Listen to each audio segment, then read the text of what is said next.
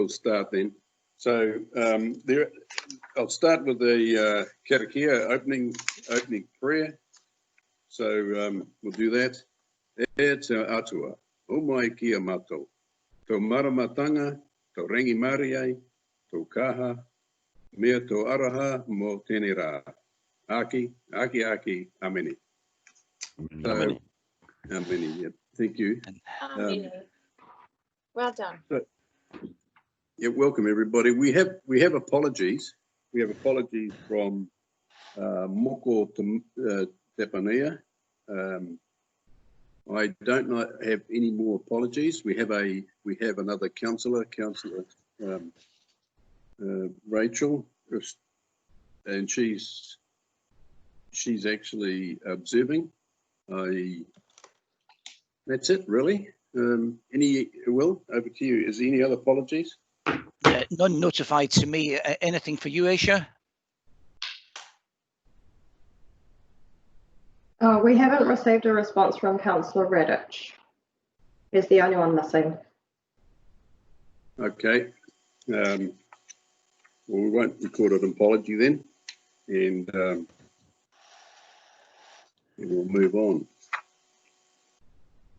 I've got no real opening remarks. We'll just move on, and I'll make remarks against the reports that I do, and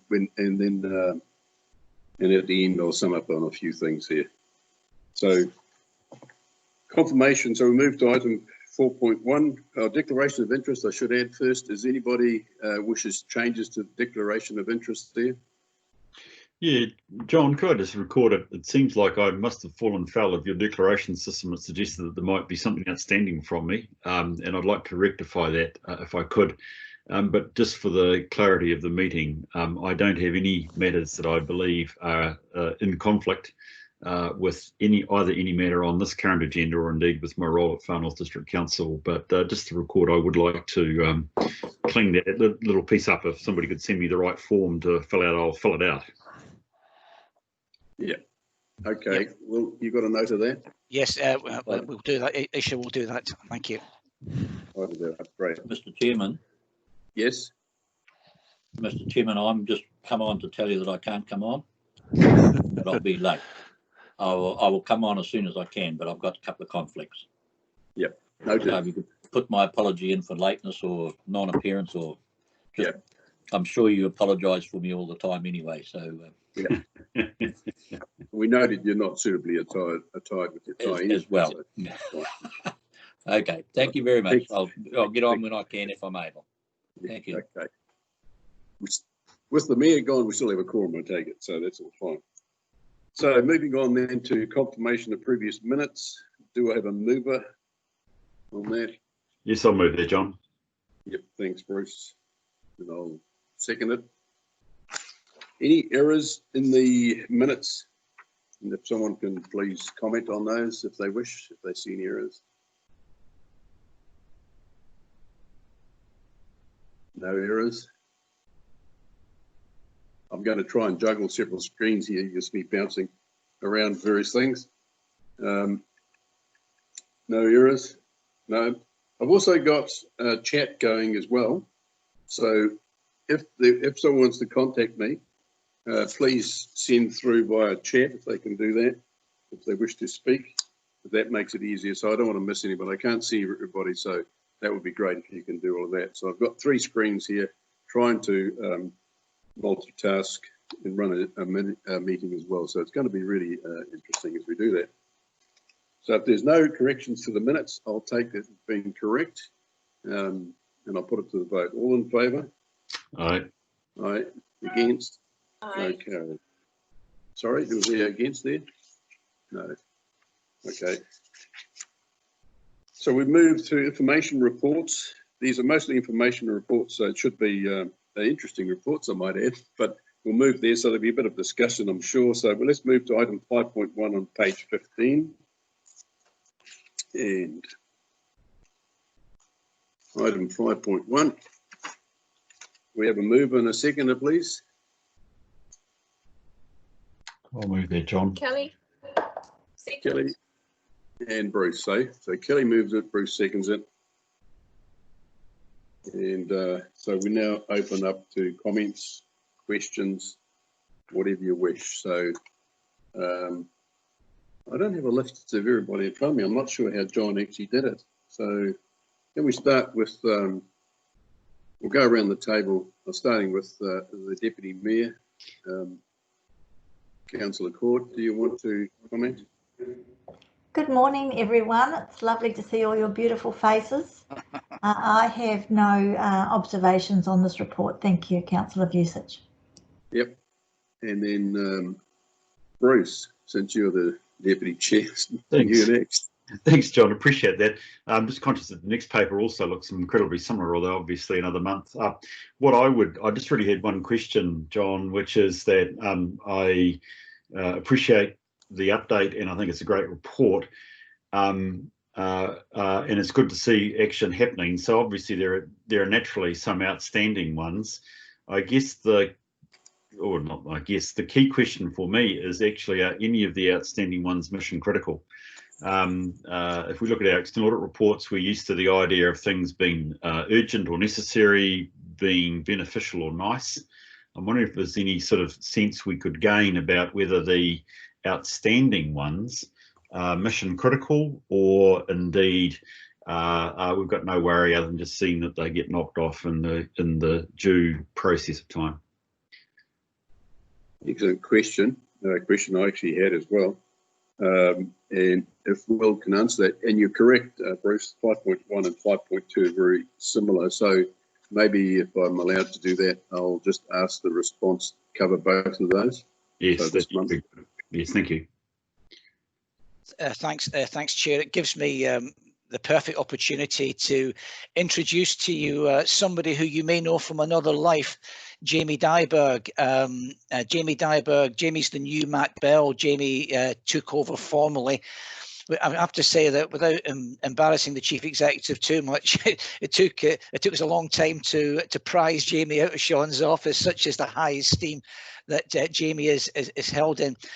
Jamie, I know that you and Lisa work closely on this. Do you want to take this, or do you want to pass it over to Lisa? Before Jamie does, Will, you've actually jogged my memory here. And I welcome Jamie on board. I'm pleased to actually have you on board. Yeah, there is actually quite a high standard we're expecting, and I'm confident you'll meet those standards with what was done before with Matt, and you saw the progress we made. So, Jamie, you welcome on board. Thank you now, Jamie. I'm going to hand this one over to Lisa because actually Lisa's moving into a new role, and I want to give her every chance to talk to you before Whiteley's a new current role. So, Lisa. Sure, through the chair. There are no mission critical outstanding audit recommendations. They are mainly things that are improvements on current controls or processes that we already have. So there's nothing that I'm concerned with at this stage. Thank you. Thank you. Great. Appreciate that. Okay, that's great. So going any other, so thanks, Bruce. So we'll go Councillor Stratford. I've got no order here, really. Kia ora, thank you. Can I just get some clarity around, is this the, what do you call it? Last year we got a breakdown of, you know, things that were tracking, such as the, what do you call it? Tech One system, how, you know, we got a more detailed breakdown of some of the things that we weren't meeting. Do we see that larger report later? Yeah, later on. Well, maybe I'll leave that to you, Jamie. Later on, you'll notice that we do go.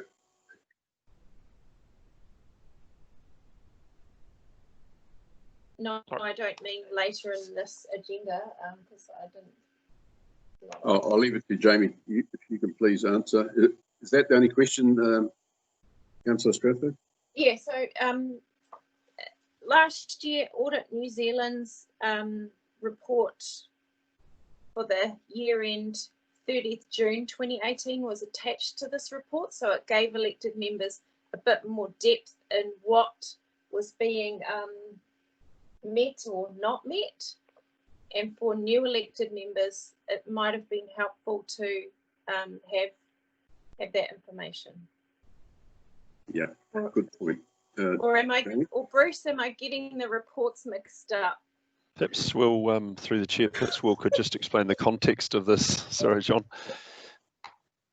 These are the monthly updates that we're doing, and we've got two in front of us, as the chair pointed out earlier, and of course there is the annual report which comes out via the national audit body. Jamie, do you want to add to that? Perhaps I would, if perhaps I just step in there, Jamie, just for to congratulate this Audit Risk and Finance Group and Council in general. 3 years ago, we never did this. There were various studies, Section 17A studies, there were audits, there were investigations around particular points raised by the public, there were Lagoima follow-ups. It's not to say that things weren't being progressed in Council, but what we did as an SLT was set out a more deliberate process, and the staff have made this all possible. And what you see in front of you is a collective record of all recommendations that have been made through our internal risk and assurance process, our internal audit process, as we go around and make our own observations and learn from those that have been made by agencies associated with Council. They're on a one page, if you like, with the detail is not here, but certainly the number of recommendations, the number completed and the number underway are for this governance level group to keep oversight on the fact that we are consciously monitoring the implementation of these recommendations. I'm quite proud of the fact that this exists at all, and reasonably happy with the numbers that are showing at the moment. Thank you. Thanks. Sorry, I was turning pages. I thought I was on mute. Sorry about that. I guess I think I am on the right track. Maybe we need to add this to a audit risk, assurance risk and finance workshop schedule, Council of Usage. This is a summary, as Sean has said and Will, but it doesn't, there were alarms that came up when we first looked at this this time last year, that we were like, okay, gosh, we need to make sure that we develop a KPI around this item, because this thing has been in here for the last 2 years and nothing had been done about it. So the thicker report that would have been produced last year, Will, year end 2019, we might just need to workshop that. That's all I'm. Thanks, Kelly. I'm going to... John, it's Anne Court here. Can I ask a question of clarification, because I'm wondering if we've just got ourselves a wee bit confused. So we do receive a report. We receive an annual report from the auditors, and we receive I think it's every 2 years from IANZ, the Building Consent Authority, and there's some other reports there. This is the actions coming out of those reports. So this, I'm not sure that... What I'm getting at is that the actions aren't, like last year we found that the actions weren't implemented. There was nothing done for 2 years, and as a committee we need to make sure that the actions are happening. There's not enough detail in the summary report. Sorry, Councillor report. If it helps, Chair. Council of Usage. So we have the original report. That's a matter of archives. We have those. Those reports identified a number of recommendations. The staff have reported on the recommendations complete, the recommendations underway, and there's quite clear timelines on there. They'll be completed by, I can't find it as I scroll through the page, but is it Lisa? Yes. Sorry, Lisa. It's identified that they'll be complete by, it's in the report, and I'm just a bit concerned that we might be making a mountain out of a molehill, or making more work for ourselves. I think the idea is to wait for the next tranche of reports that come through from the Office of the Auditor General, the Building Consent Authority, the Ombudsman and any other party. And that is the point in time which we investigate. So this is purely operational at this point, and I'm a little confused. So I'd like some more guidance, please, from the Chief Executive. So before you answer, Will, I see you itching to answer. I think there are good points being made on both Councillor Stratford and Councillor Court, and I believe there's one other member who hasn't spoken yet, and that's Mike Edmonds, and he had similar concerns. So what I'm going to do, and that's for 5.1 and 5.2, I'm actually going to ask Mike to raise his thoughts as well, and then I'm going to ask Will to respond. And hopefully, Councillor Court, that will cover you and Councillor Stratford's concerns as well. Thanks, John. Mike. Look, I get the distinction between governance and operations, but when you've got outstanding items to 2014, I think that governance can probably ask a deeper question. I'll also ask a question on 5.2, if you don't mind, because we've combined them. And this is something that I'm particularly interested in just because of my background. Now, just as an aside, I go play cards on every Friday night, and my mate keeps score. And every now and again, I look across and I see that he's made a mistake.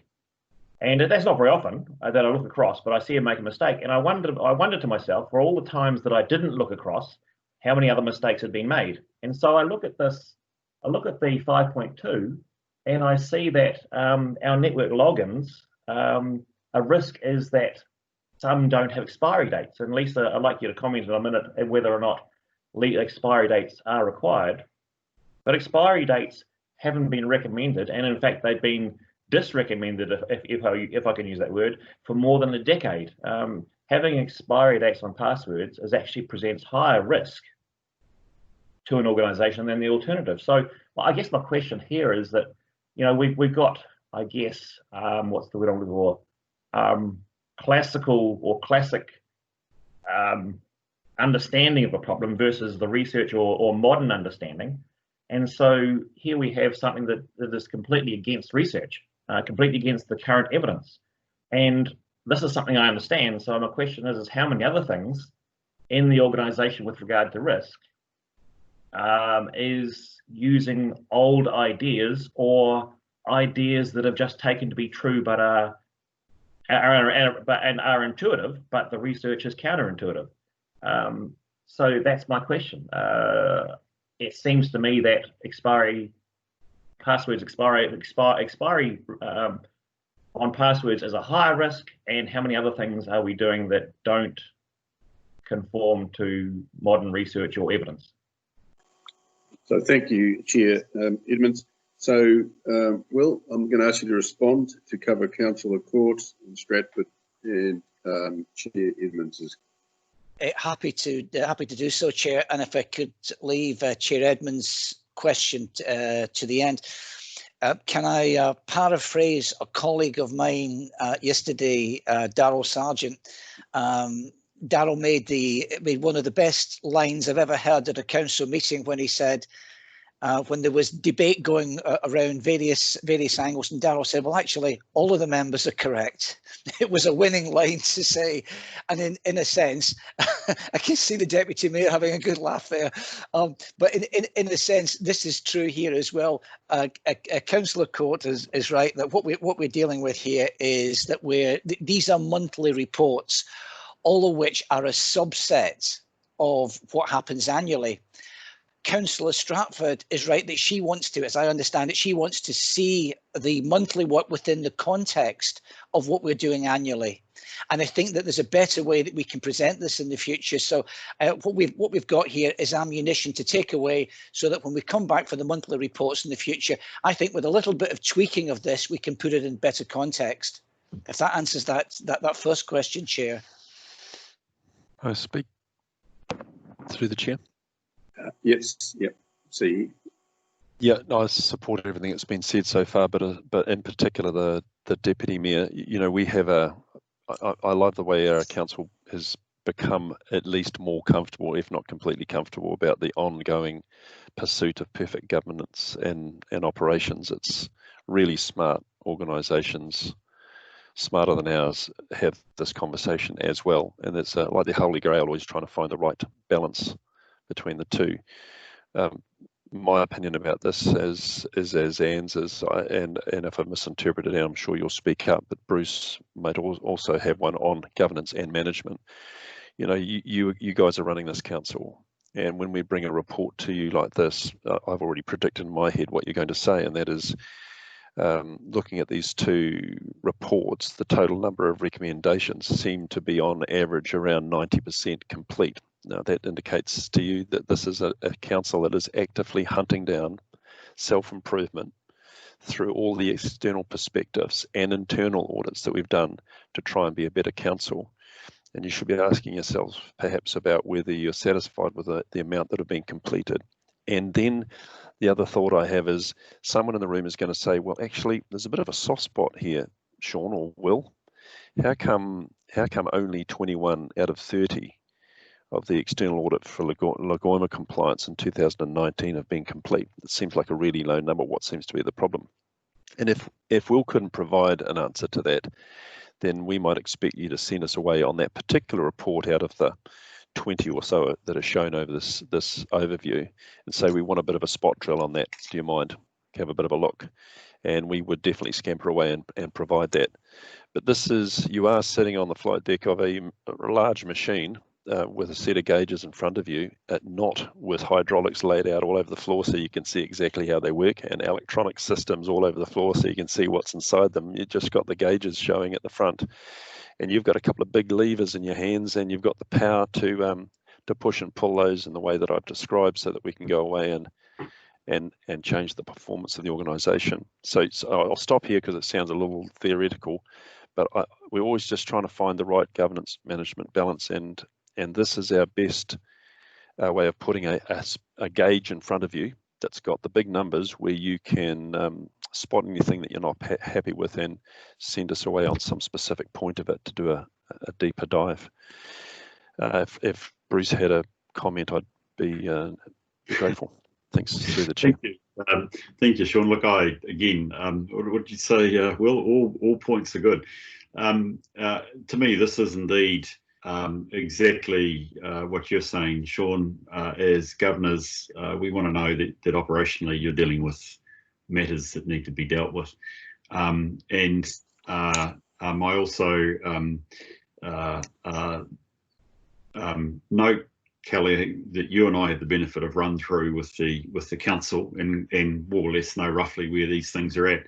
But it reflected in my question when I said, "Oh, look, tell me, Lisa, is any of these significant, urgent, mission critical versus actually almost beneficial or nice to have?" And I'm comfortable as a governor leaving it at that, knowing exactly your point, Anne, that when the auditors come back, we'll get a response. We've got a separate paper coming up on the BCA. So we're getting a sense of what are the critical issues. And Sean, I also take your point that perhaps somebody could say, well, actually tell us a bit more about Lagoima, please. But I think I agree. This is something that actually I just want to get a sense as a governor that we're in control, we're taking it seriously, and I'll see these numbers come down. The only thing being, Don Ben, don't know what I'm going wrong here, mate. Well, that I'd suggest is arguably we could put two columns in that right-hand one, which are urgent or necessary and which are beneficial. And I would suggest to you that would be sufficient for us as governors, short of indeed Anne's good point that, you know, in September or whatever, we're going to get a management report from the auditors, and we're going to get a BCA report, and we're going to get, you know, da-da-da-da. Thank you. So, Bruce, thanks for that. Right. Thank you, Chair. Could I answer Chair Mike Edwin's question, if I might? Well, first of all, could I, through the Chair, thank Mike. Mike does he does this committee a great service, because Mike always asks the challenging questions, and the other part of what Mike does well is that he usually gives us a heads up and he did that this morning. He was good enough to contact me in advance and say, look, I've got quite a detailed question here. Could you be in a position to give me an answer on it? And thank you for that, Mike. That gives us a chance to do a little bit of preparation and digging. And that's exactly what Lisa has done. If I can ask her to specifically address the question that Mike raises. Through the chair. This is the question around password security. Yeah. Oh, Mike, you're on mute. Sorry. No, I'm not talking. I'm just talking to my wife who wants to know where the axe is for the firewood. Can I just clarify? The question is around password security. Yeah, no, not so much password security, because that's a given. But it was the idea that password expiry is still part of your, and it's presented as a risk. And like I said, we'll leave it. I mean, my comments before stand, but that was just to clarify. It's the password expiry that I'm concerned about. Okay, there are some user accounts that have a non-expiry date for operational reasons, like contractors that have to dial into our systems to monitor our systems. But there's not many. They've restricted to a small amount. No, I don't think you understand my question. The idea that passwords expire at all, okay, over the last decade has shown to be, or more than the last decade, has shown to be a higher risk than having expiring passwords. I can send you some research. I can do all that. And yeah, I mean, we're talking high-powered organisations who see tens of millions of password cracks a day or password attacks a day. Have been saying for the last decade that expiring passwords are in themselves a security risk. Okay, so that's my question, right? I mean, my question is that in a small sense, but in a larger sense, how much of the way that we tackle this is seat of the pants versus research? Again, that's the larger question, because I've identified something that I understand that is wrong. So how much of the stuff that I don't see or understand is also wrong?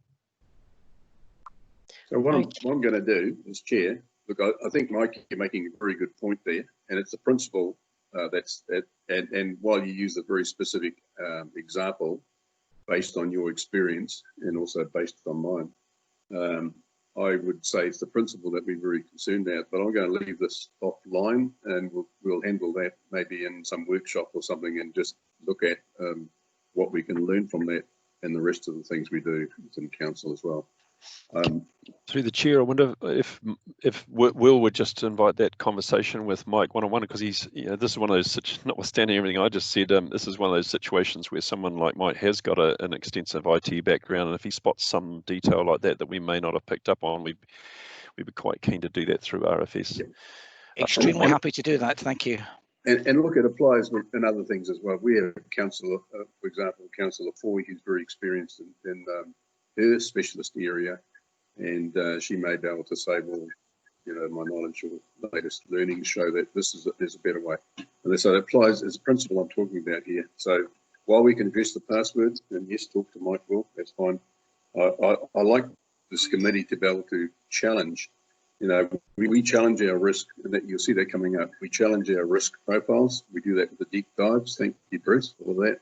And so I don't mind, and I certainly welcome things being challenged, and I think that's part of a learning organisation. Anyway, so are there any other questions relating to the reports 5.1 and 5.2?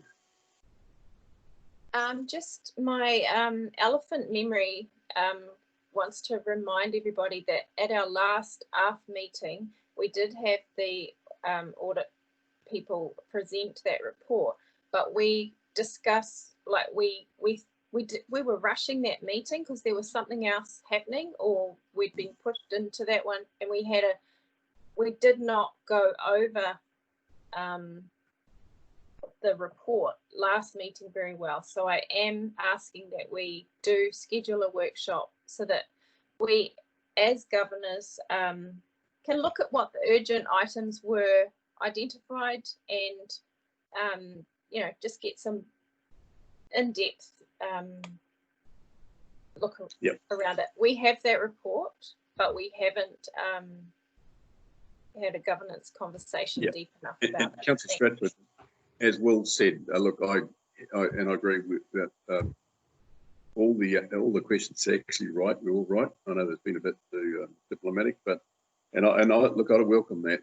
And to use your analogy, Sean, the flight deck. If you were on the flight deck of a DC-10, it looks rather complicated. And I'm sure if I was sitting there trying to fly the plane, we'd be in serious trouble.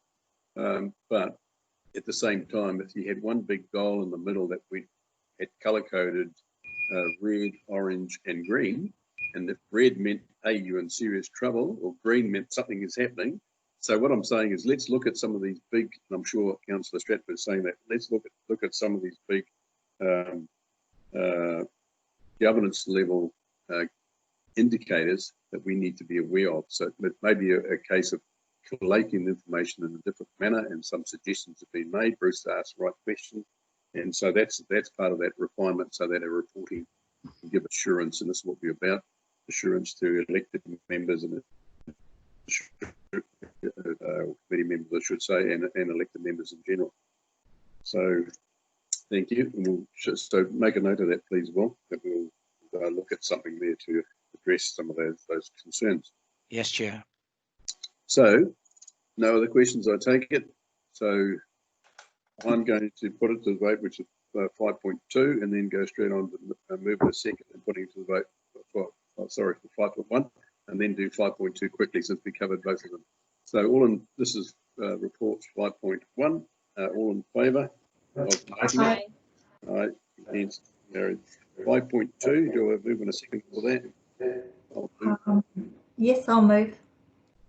I'll second. Second. So Councillor Watts and Councillor Stratford, move seconder. All in favour of item 5.2? Aye. Aye. All right, against, so that's covered. Well. All right, so we move on to item 5.3, that the Assurance Risk and Finance Committee received the risk management report. I'll move in a second for that, please. I'll move.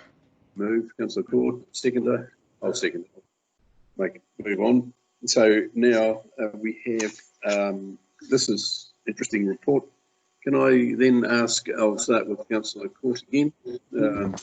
Any comments, concerns, questions, Councillor Court? I do have one, and it just relates to the saying that I remember my father was very, very fond of. He used to say, when you're up to your arse in alligators in the swamp, it's hard to remember the initial objective was to drain the swamp. Does that sound about right? That resonating with people? And so when I read this report, the line that stood out to me was the Insurance Risk and Audit Committee will understand that due to the current situation, and we're talking drought and COVID, a number of staff have been seconded to alternative duties, and there are a number of reports outstanding. So when I get back to risk, if we're so busy responding to drought and COVID that we haven't got resilience here to keep an eye on risk, another thing could come up and bite us. So my comment here is really some comfort, some governance comfort that in fighting a bushfire on my left, something's not coming in from the right, it's going to bite me, Sean. And I guess I'm looking for operational comfort that we've got this. So some comment along that line would be great. Thanks. Happy So to give Sean, that, Chair. do you want to comment, or Jamie? I saw Jamie put his hand up, or Will? Well, I'm happy. I'm happy to give that, Chair. Again, Councillor Court makes a very appropriate point for governance to ask, and there is a balance to be struck. The last thing that we would do would be to take all of these staff that work on risk and audit out of that space, no matter what else was going on. But we have been able to move some of the staff out of that space, albeit reluctantly. So if Tanya doesn't mind me mentioning her personally, we removed Tanya on a part-time basis into the CRT to deal with the double crisis, and Tanya's got tremendous ability to collate information and to provide very necessary intel for us. So a lot of the intel reports that Glenn and his team have been putting out have been provided by Tanya, but some of Tanya's resource was still held back in the transformation team. So similarly with Lisa, Lisa's been she's been carrying on with her audit work, but she's also been assisting the IT team because Damon's team, as you know, has been stretched every single way to try and plug all of the gaps that we've been needed. And what I will say is that both these officers have worked way beyond the hours that they should be working, and we can't continue that forever. But that's one of the ways we've been able to double handle things, is to ask the staff on a short time basis to work more. Plus, we've tried to work as smartly as we can, but I can categorically say that we haven't taken any undue risks. Thank you, Will. Jamie, did you want to respond as well?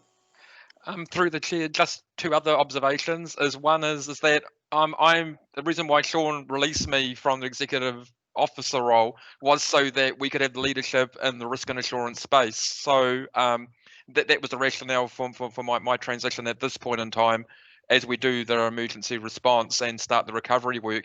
And the second thing, just to echo Will's comment, is that part of the reason for having Tanya be embedded in the crisis response team is that there's a big business continuity element and risk element with that she can then fulfill two functions while being in that team.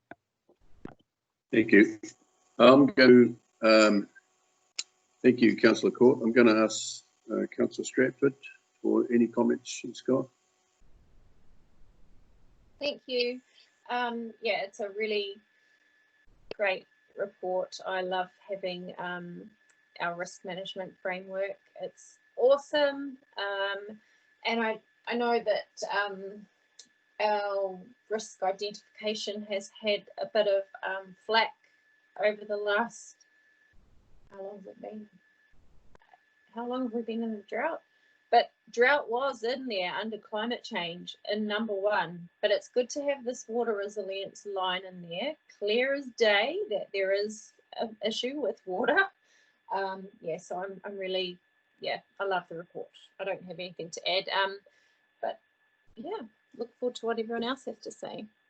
You know, it's sort of mix and match, as you notice, Bruce. And so I've got you going last this time. I know Mike doesn't have a question on this item. So I'm going to ask you, Bruce, if you wish to comment as well, and then I'm going to make comments.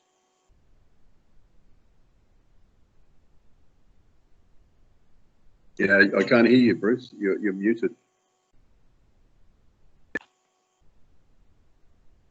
You're on mute, Bruce. Bruce, you're on mute. Sorry about that. Sorry, I missed everything you said there. I'm sure it was very important. Look, and I liked your question and appreciate also the response that actually we haven't dropped risk. I presume that perhaps what you were actually asking, is there actually any emerging risk that's going to bite us? And so I'm comfortable with the risk settings as we have them here. But in looking at the papers, the one that interested me most was actually a risk that is coming up, believe it or not. I don't quite know where you're at with the annual plan, but it's the long-term plan. And when I look at some of the changes in the risk status, I get to start to think about actually, are we in a position to plan well?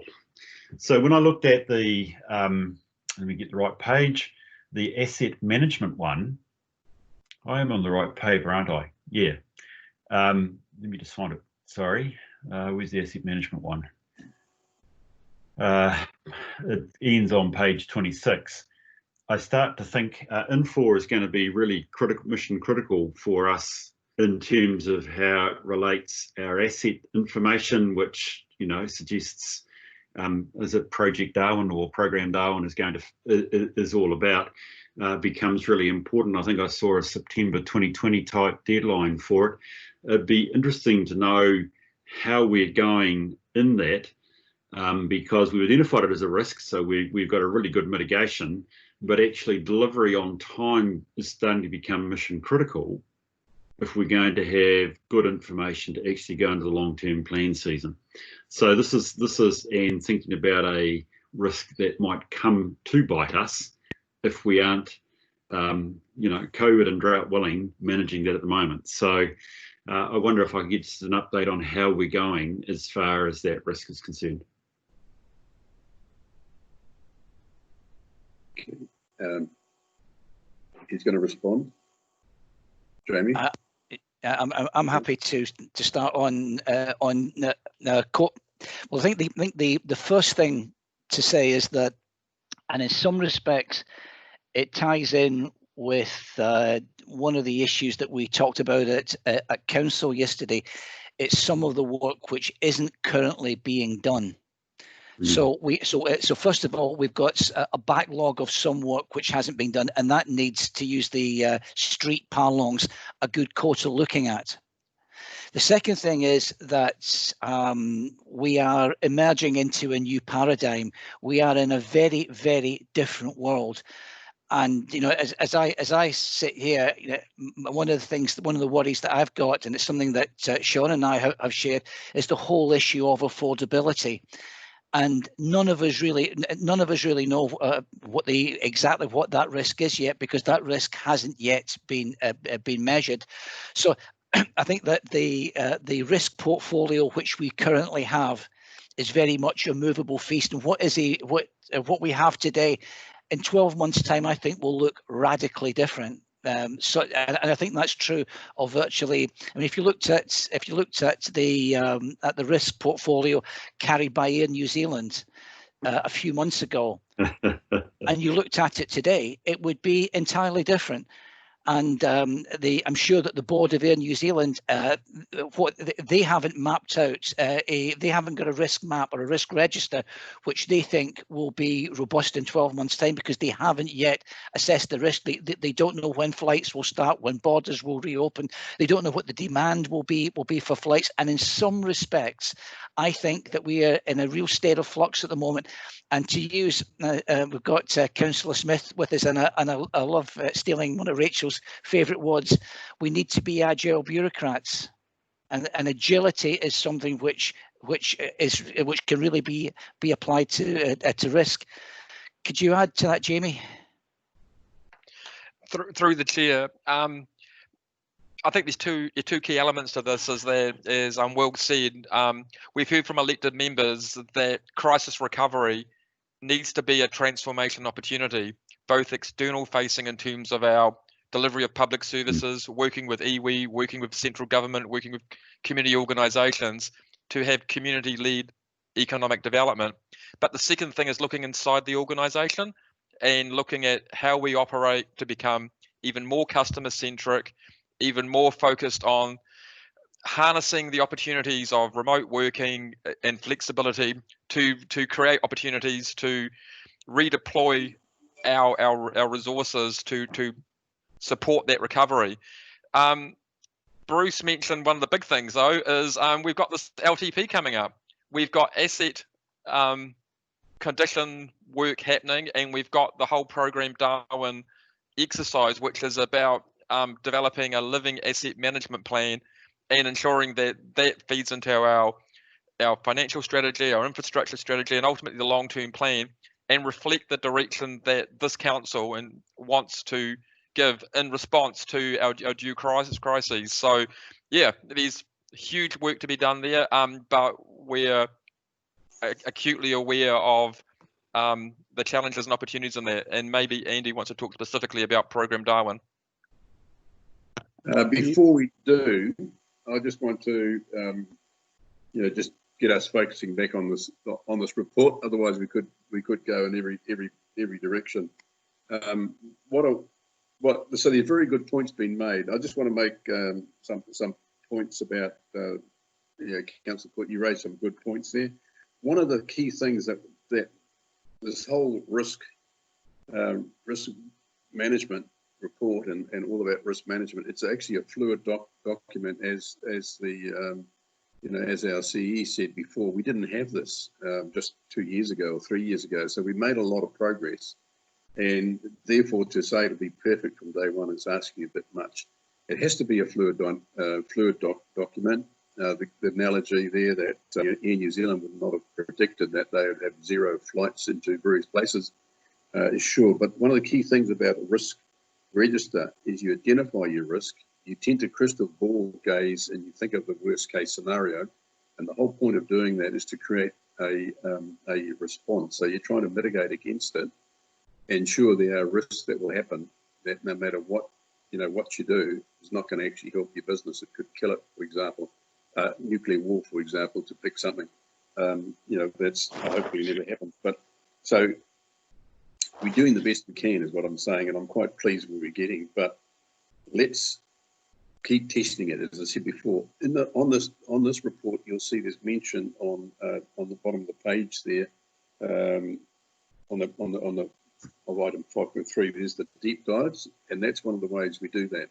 So that's done by public exclusion, and it's done that for a purpose, because it's unknown territory, and we get down into what are the risks here. So the whole focus is about risks, trying to identify them, trying to predict things that we couldn't otherwise do, and we're utilising all of the skills within the organisation. So you can have someone that's working right at the coalface, and they are seeing firsthand risk that we won't necessarily know in governance, certainly, but even in the senior leadership team. So that's why they're important. So what I'm saying out of all of this, it's a fluid document that should be changing. We should be checking it, and we should be putting in, but we never get it 100% right. So, look, I realise this is a meaty subject, and it really goes to the heart of the assurance, well, certainly the risk side of the committee. I know we've got Councillor Smith here, and you're observing, but I am quite happy for you to participate if you wish to. So just text me in chat if you wish to, Councillor Smith. All right. So there was another comment. I made the comment about the deep dive. You've heard my comment saying, look, there's always work to do. And I'm going to actually, while I just look at some other comment I'm going to make, I'm going to ask Rachel Smith, Councillor Smith, I should say, to make a comment. Thank you, Councillor Vusic. I appreciate the opportunity. This is a really great paper, and it's good learning for me as a first-term elected member. What I'm really starting to notice is for lack of a better word, the connectivity between all of our committees, and how it's really important that us as chairs have sort of not an oversight, but an awareness of what's going across all of those committees. So this was a really great read. I really just want to thank Bruce for your comment. That's something that's definitely been on my mind, and I'm starting to get an understanding that our asset management plan and making sure that we get that in place. We've got so many pieces of work that are dependent on that.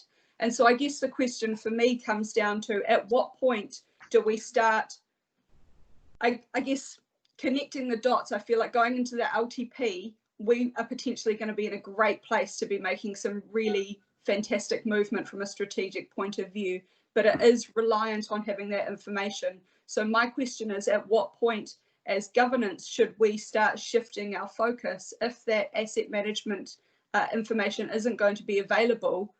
I'm recognising our development contributions, our infrastructure strategy, our financial strategy, pretty much everything will not be able to potentially progress forward. So for me, it's about getting a really clear understanding of what that timeline is.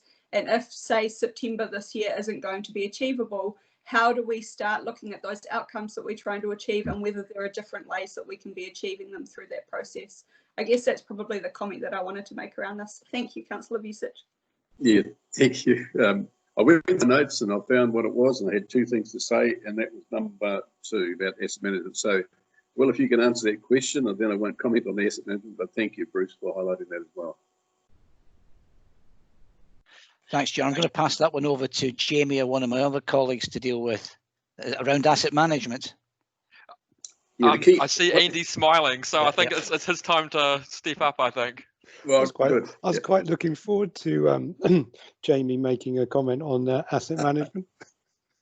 Look, I'm listening to the debate and I fully concur, and we'll join Will's previous comments around all elected members being right. So you all are. And what I will re-echo is Will has highlighted the pressure that some of his team have been under during the COVID time. Just really a reminder that my whole team were dealing with drought in November, and the pressure's been on them since effectively November, December, right the way through to now. We've lost some resource into the crisis response team, so quite clearly the ability to fully deliver the expectations that we set at the start of this financial year have been compromised. We do aim to give you all an update of where we are, and you will remember that, or you will recall, and sorry Bruce, I don't think you get a copy, but every month my team issues an IM business report, and that gives a snapshot, a monthly snapshot of where we are, and every month that includes an update on Programme Darwin. So elected members do get the information on a regular basis around where Programme Darwin is. Are we behind schedule? We've effectively lost 2 months of being able to go out and do condition surveys, so we are behind schedule. Are we endeavouring to catch up? Yes, we are, but will we catch up by the end of this financial year? Probably not. So we do need to be agile, refocus where we are, and understand what we can achieve over the next month into the LTP. It doesn't just apply to the asset management plan, it does apply to the infrastructure strategy. So the key planning documents coming out of my team are under significant pressure at this time, and we're working to how we can recover that. But the information that is available of where we are, where we're standing, where we're heading, is published every month in the IAMS business report. Thanks, Andy. If I can just jump in there, John. Look, I appreciate that, Andy. That's and if I can just see, we're trying to reinforce good behaviour. Thank you for being so transparent. So, John, I'm actually taking my question higher, and this is going back to Sean's view that we're flying his Hercules, or whatever. Perhaps is a better plane now than a Hercules. I don't know. And so my question is, I mean, this is pivotal, and what Andy has said to me is we're behind, and no pejorative comment from me on that. That's fine. I understand that. What is, and I can understand why with drought and also COVID-19. We're going to be delayed in implementing N4. We're going to be delayed in infrastructure strategy. We can live with that right at the moment. So going back to Anne's question, but here goes an alligator, because ideally we would have something in place about the original deadline here, because that deadline would have had reasonable sense, so that we've got time to play appropriately with our long-term plan. So the question for us, it strikes me as governors, is here goes a real issue. Have we got our priorities right? And again, that's not said in a pejorative question, but in the sense of where we are, which is actually, if we want to plan smartly, be the smart performing organisation with our long-term plan and our funding, do we need to support Andy more? You know, where are our priorities? That's what I'm trying to ask as a question. Yeah, very, very good point, Bruce. Can we make a note of that? I think he smiles around the place, so that's all good. So what I'm going to do, I'm aware of the time as well. I'm going to just, as I said, I'm not going to talk about asset management. It's been covered. But I wanted to raise the climate change, because as you know, the emerging risk that we picked up, which Kelly Stratford mentioned, your councillor Stratford mentioned before, which is a valid point, that we did include it in climate change. But I think it does emphasise, and this is my point, the need to take this term climate change, which could mean anything depending how you're thinking, to pointing out what are we therefore going to be, what are the key risks in that space that we should be identifying. And obviously if you've got increased droughts, increased severity of storms and so on, then let's start thinking in those terms, because these are the things that actually affect us. Some of these things in the climate change space, yes, we can impact on, like CO2, but it's not only us, but there are some things in there which have a far bigger impact on our infrastructure and on our delivery of services. So I just want to make a comment. I'm not going to get into those debates there. So so we've got the move in a second on that report. Great debate. I really appreciated all of that. Great discussion, I should say. So we now are going to put the vote that we received the report. All in favour? Aye. It's against. So that's great. That's carried. So we're going on item 5.4. Can I have a move in a second? Second is we received the BCA accreditation updates. Kelly, and seconded by, I'll second it. I'll second that one.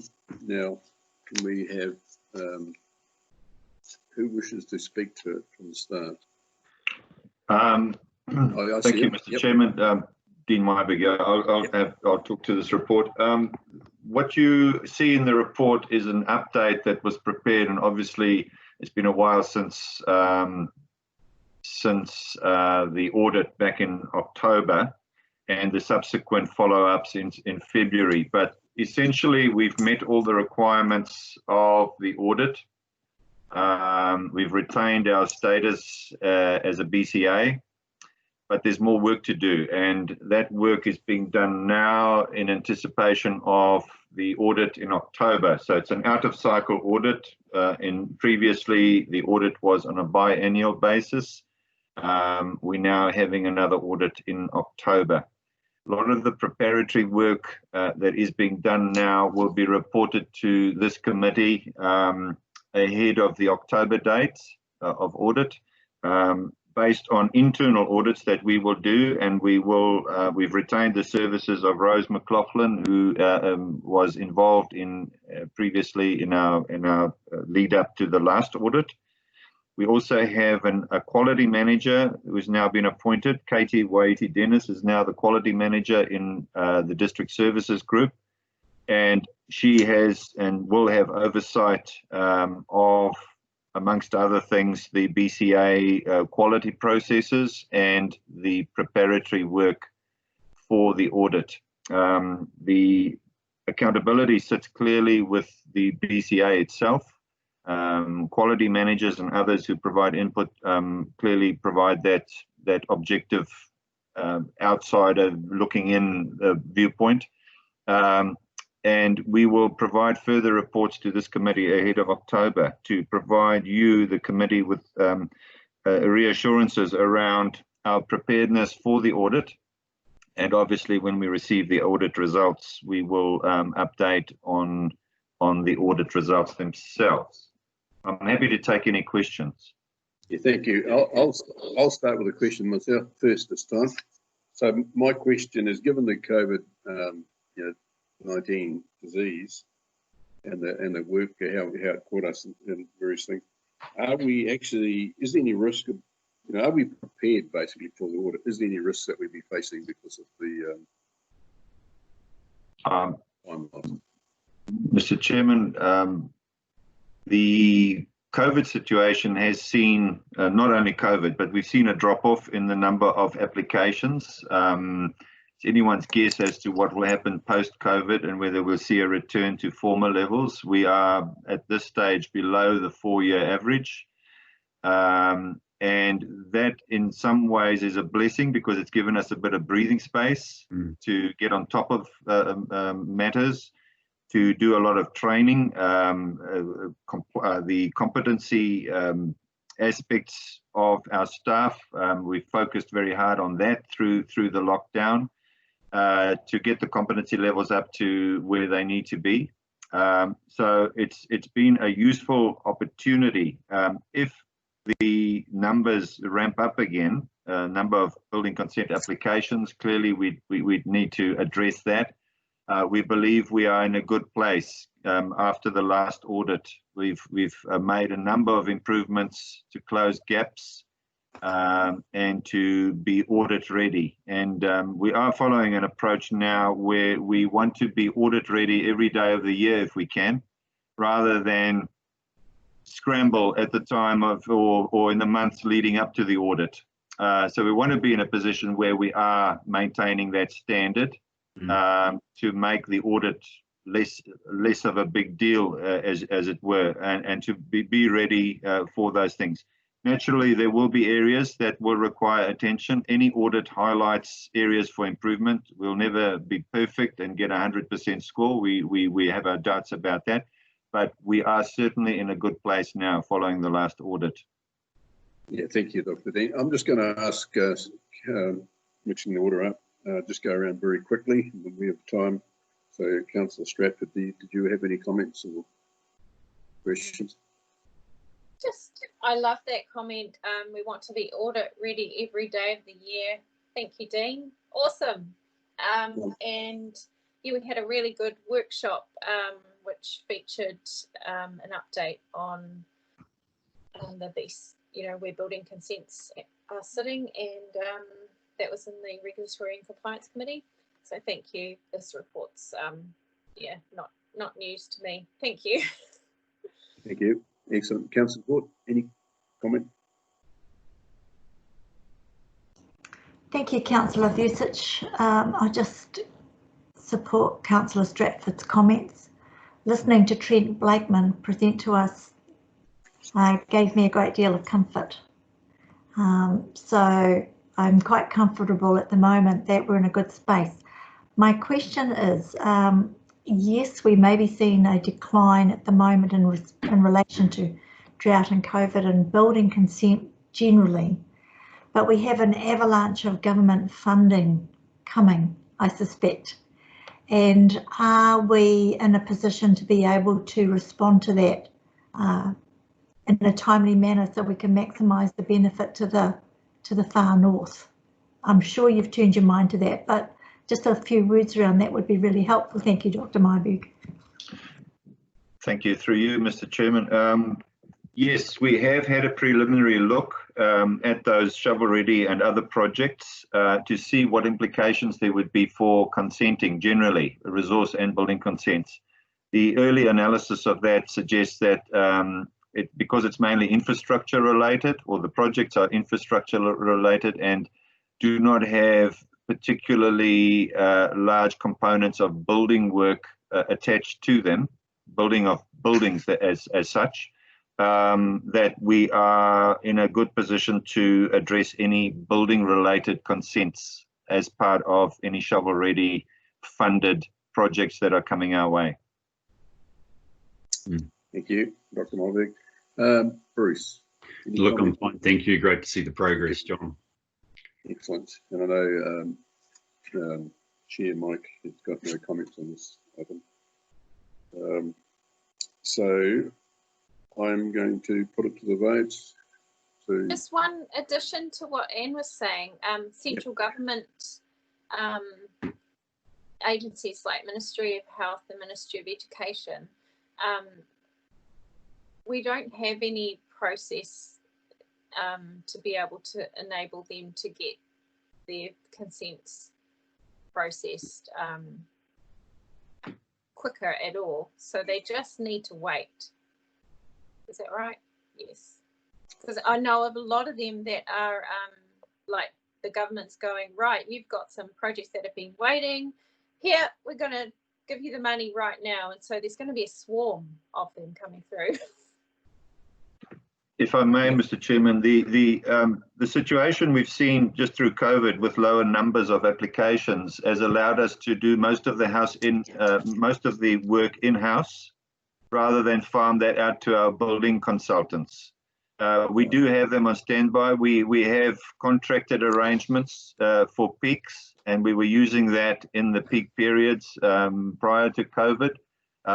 So we would revert to farming work out, particularly work where we don't have the competency in-house at the higher end of competency levels in the commercial space, commercial 2 and 3 buildings.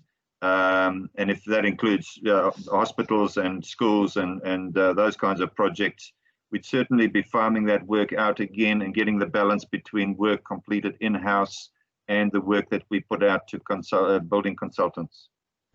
So thank you. I'm just going to ask the CE Sean Clark to actually give a response, and we'll finish with your response there, Sean. I think there's a really important point that we stumbled on here, and it occurs to me that this group might want to think seriously about the status of the risk that's been headlined. What Ian's talking about is the tip of the iceberg, and the Mayor and the Deputy Mayor and I have all had this conversation over the last few days. They've been asking me questions, and I've had conversations with all my SLT and the crisis management team this morning. This is a very fresh new risk. Be careful what you ask for, they say. Yeah. Just make a So note. Shovel Ready 1 was a 14.6 million bid regionally. I'm just going to switch my camera off if I can, Chair. Sorry, I lost you there. But just to summarise, Shovel Ready 1 was $14.6 million bid for regionally, and we've just been indicated 9.5 coming our way. It looks like at least 2.5 of that is for our council to now organise to spend. Shovel Ready 2 was 18 projects worth almost $400 million. We just heard last night, and I've been talking with Mayor and Deputy, that 11 of our 18 are through the first set of filters to the ministers. Now, they are not funded yet, but they just went through a massive obstacle to get to Ministers Twyford and Jones, and now we're just waiting for individual funds to come through. I mean, if we get even half of those 11, we have a problem now, because we've got to keep in front of mind that all of the spare funding that we're enjoying has come from the withdrawal of funds from other councils and other non-councils that failed to spend. And there's a really low risk tolerance from government to see us fail on the delivery of projects we bid for if they fund them. So we're not late on this, but we wouldn't want to wait another second in getting ourselves organised. Building consents is highly relevant, and that's where this conversation started, but there's more here around industrial capacity outside of council, our ability to organise this work inside of council, the normal risk project risk management procedures when we're on overload, to name just a few. And Andy's very aware of this. Dean's very aware of this, so the conversation's happening now. But for audit, risk and finance today, I'm glad this has come up, because it's our biggest and freshest new risk to start getting our heads around. Right, I'm going to stop the discussion at that point. The reason I'm doing that is not that it isn't important, but we've strayed off the VCA accreditation update. So, and look, can you make a note, Will, that risk? I think as I said, we've noted that before. Elected members have noted that this is, depending on how many of those shovel-ready projects we win, there is a significant merging risk there in terms of delivery of it. Just make a note that we picked this up. Yes, Chairman. So item 5.4, all in favour, putting it to the vote. Aye. Aye. Against? Aye.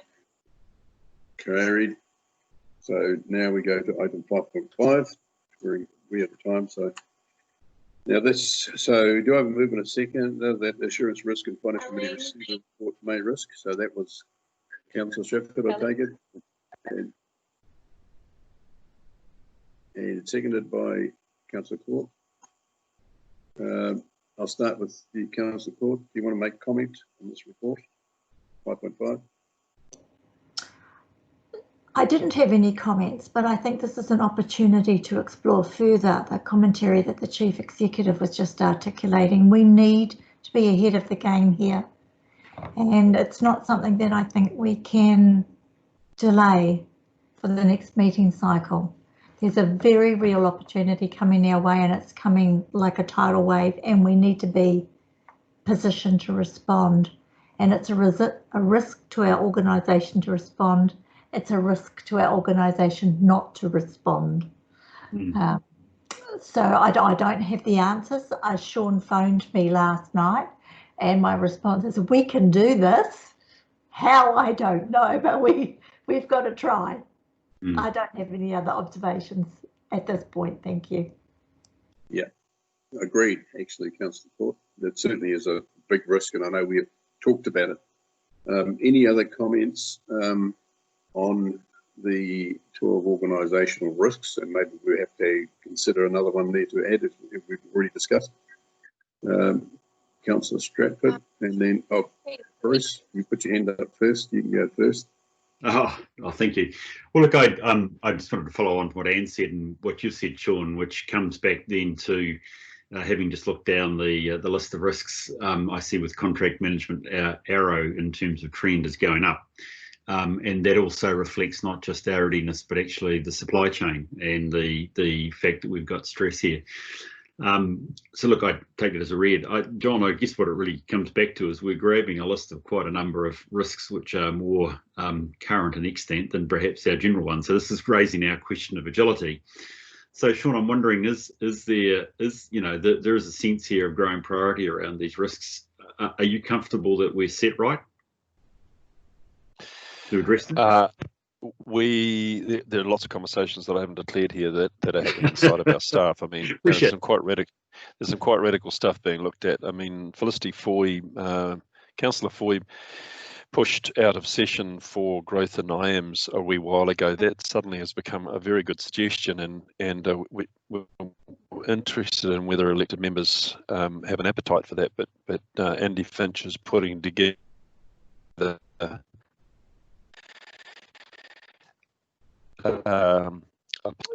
for the work that's coming through. Have I lost you again? Have I lost you again there, Chair? Did you get any of that? It was garbled. Can you please repeat it there, Sean? Andy Finch is putting a paper up on potential to supplement IAMS staff in anticipation of what's coming. Some radical thinking in that space. If I just give you a taste of it, a group of highly talented young men and women, I say young, and they're probably 40 to 55, 15 of them in total have pulled themselves together as a hit squad. Is that you, Anne? She's Councillor Anne is in the bracket for highly talented. It may be that this, I shouldn't call it a hit squad, it's a swarming team really, that we might bring into council, put them all over this, and then get rid of them as soon as the job's done, is one of the radical ideas we've got about how to surge in an organisation that intentionally has no redundancy, that is working to its limits all the time for ratepayer efficiency. So we're starting to think about this now, but we're only just starting. And really, when I'm looking at governance here, I am ears wide open to any thoughts, however loose they might be, about how we get effectively twice as much work done in the next year as we have ever done, bearing in mind that we have never achieved 100% of what we set out to do in our major projects in the past, nor has any other council for that matter. This is a very significant hurdle. It's going to take very clever and deliberate planning. We're sitting down to this formally in the coming week, but at the moment we're in no idea is a dumb idea right now. So through the chair, I don't know whether you want to lead any of that thinking here or later. But there is a big ideas workshop coming up, and I'd suggest that this might be one of our points of interest for a bit of governance thinking. Yeah, I think Sean, that workshop would be a good place to do it. I'm not trying to say it's not urgent. It is urgent in my view. There are several other urgent things. I heard a long-range weather forecast, for example, that there will be 270 millimetres of rain by September, and that's it. If we're looking at that, we're looking at potentially a drought that was worse than we did experience last summer. So, the ongoing supply of water in the midst of the perhaps more severe drought is on top of that as well. So we do, as well as our shovel ready project. So we certainly have got some big thinking that we need to do. Any more comments, please? So Councillor Stratford, I think I missed you out. Yeah. So I just want to remind everybody that our, top 12 risks there, whilst number one, it has a score of 63, the other ones, range from a score of 51 to 45, and there's so many of them. There's all, really high risks, and much of them rely around, are dependent on having resource, like what Sean has just touched on, and we've covered on the, with the asset management plans and RTP. So that all of them are really, really important. One thing that I didn't bring up at the council meeting yesterday, the Kawakawa water treatment plant, there was an accident that happened in that room that we had to upgrade, and that the detail hasn't ever come to the committee, but it was, it was a workplace event. And I didn't bring that up, but then in our, what's it called, wastewater and water abatement notice report in this agenda item, it says that Far North District Council must rely on Far North Waters to take ownership of those resource consent, and issues, but the liability sits with us. Far North Waters is us. So, and I have a little bit of concern that the contractor that has our water portfolio, water contracts, has a bit of a performance issue, but that sits with operations to manage that performance, and it is a growing risk. As the water portfolio holder, it has really tried my patience and I'm a really concerned environmentalist as well. So, abatement notices and water, issues, it just all is, I feel like we're pushed into corners with only one option to deliver these water, capital and operational projects, but operational work on the water and wastewater treatment plant. And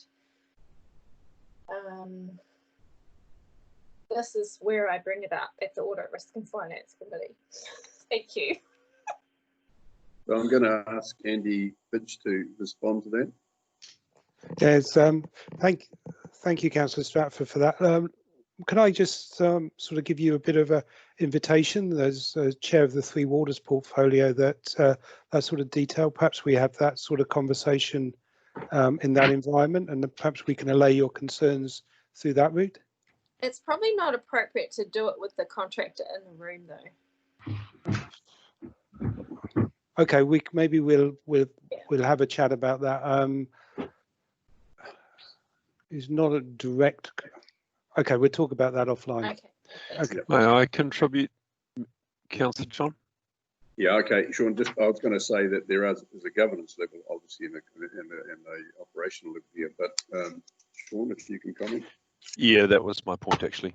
Thanks. I was just going to reassure everyone here. I know Kelly's going to go offline, as Andy has invited, but for everyone's comfort, there is an Alliance Leadership Group which sees the group manager for broad spectrum flyover from Australia every month to sit at my table with our key engineers, and health and safety is very big on the program. They've got a really good record, actually, an exceptional amount of emphasis. I'd say at risk, they put more emphasis on the technical management, consistent technical management of health and safety than even we do as a council. So we get some leads off them. There's a comprehensive report. It's normally a 3-hour meeting, and then he flies back again. We're doing those by VTC now, but the issues you raise are real issues, but are very well attended to, and I'm sure Andy will fill you in on a bit of detail and some metrics around health and safety in that alliance, if you like. Thank you, Sean. Yeah, I'll just note that health and safety is actually a third highest priority in risk, so it should actually probably always remain somewhere there. So, Councillor Smith, I think you were going to make a comment.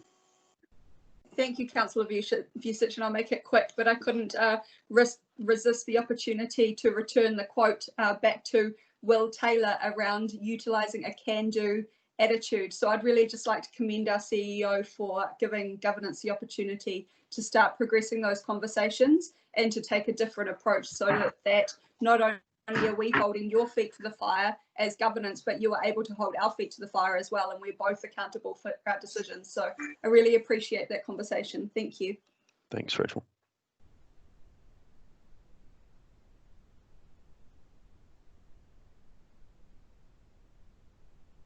Yeah, okay. So I'm going to put this report to the vote now. So all in favour of receiving the report? Aye. Aye. Against? All right, carried. Now, Aisha, so we have two reports coming up next. Aisha, do you want to comment on those? The question you... I think Will might prefer to do that. Yeah, thanks, Aisha. Through you, Chair. We've got two finance-related reports coming up, but we've also got a finance-related report on the supplementary agenda. Apologies, Deputy Mayor, for having a supplementary agenda. I try really hard on that front, Anne. But extenuating circumstances, and given that they're all finance related, and given that Jan's going to be on her feet, as it were, metaphorically, I thought you might want to take those in order. That to add the supplementary agenda item after Jan has completed the revenue recovery report. So council financial report next, revenue recovery report, and then the third one from the supplementary agenda, which is the COVID-19 finance update. Yeah, that makes a good thank you. So then the first one coming up now is the council financial report. So we'll do that one, and then do we have to have this? This is not a late item. Is this supplementary report? I take it. Through you, Chair, it's the COVID-19 financial update was the one on the supplementary agenda. But if we could, I'd suggest that we take that the last of the three that we went through, just as per the agenda: council finance report, then revenue recovery report, and then jump into the supplementary agenda with Jan's COVID-19 finance update. Yeah, very very happy to do that. But my question was: is the supplementary is not a late item? If it is, we need to move. No. That we accept it. Not a late item. Thank you. All right. So we then move to item number 5.6, which is the council financial report for the period ending 30th April. Do I have a move and a second for that? Yes, I'll move that. Oh, second that. Yep. So moved by Bruce and seconded by Councillor Ford. Janice, do you want to respond to this or respond to? I'll take it. Just an apology for the formatting on page 50. Not quite sure where all those numbers in bold came from, and they shouldn't be there. So apologies if it makes it a bit difficult to read. I'd like to take the report as read if I could, and then just answer any questions. Yep. I'll hand it over to questions then. John, Councillor Court here. Just in relation to roading and footpaths and roading subsidy, there's a significant amount of work that has not been able to be undertaken in the current financial year, hence the carry forwards due to the drought in the main. COVID may have had a role. We're going to be adding that schedule of works to an already full schedule of works for 2020 to 21, as well as any that come to us out of the Provincial Growth Fund. So I guess there's a risk there that we probably need to have a conversation around, and it's in relation to Sean's comments that there's very little redundancy in Andy's team, and I'm not sure about how much capacity there is in the sector to implement the works that are coming, because it does take a while to resource up, to respond. And I know it's kind of hybriding two things here, but it's a significant chunk of change that we're carrying out. Yeah. So some feedback on that would be appreciated. Thank you. Agreed. I agree with that. So, Sean, Andy, I see your hand up, so if you can answer that question, please. Through the chair, look, I fully acknowledge Councillor Court's comments regarding the extent of the rolling carry forward, 6 million definite, around 5 million at risk, which may or may not be achieved through the balance of the year, total probably about 11.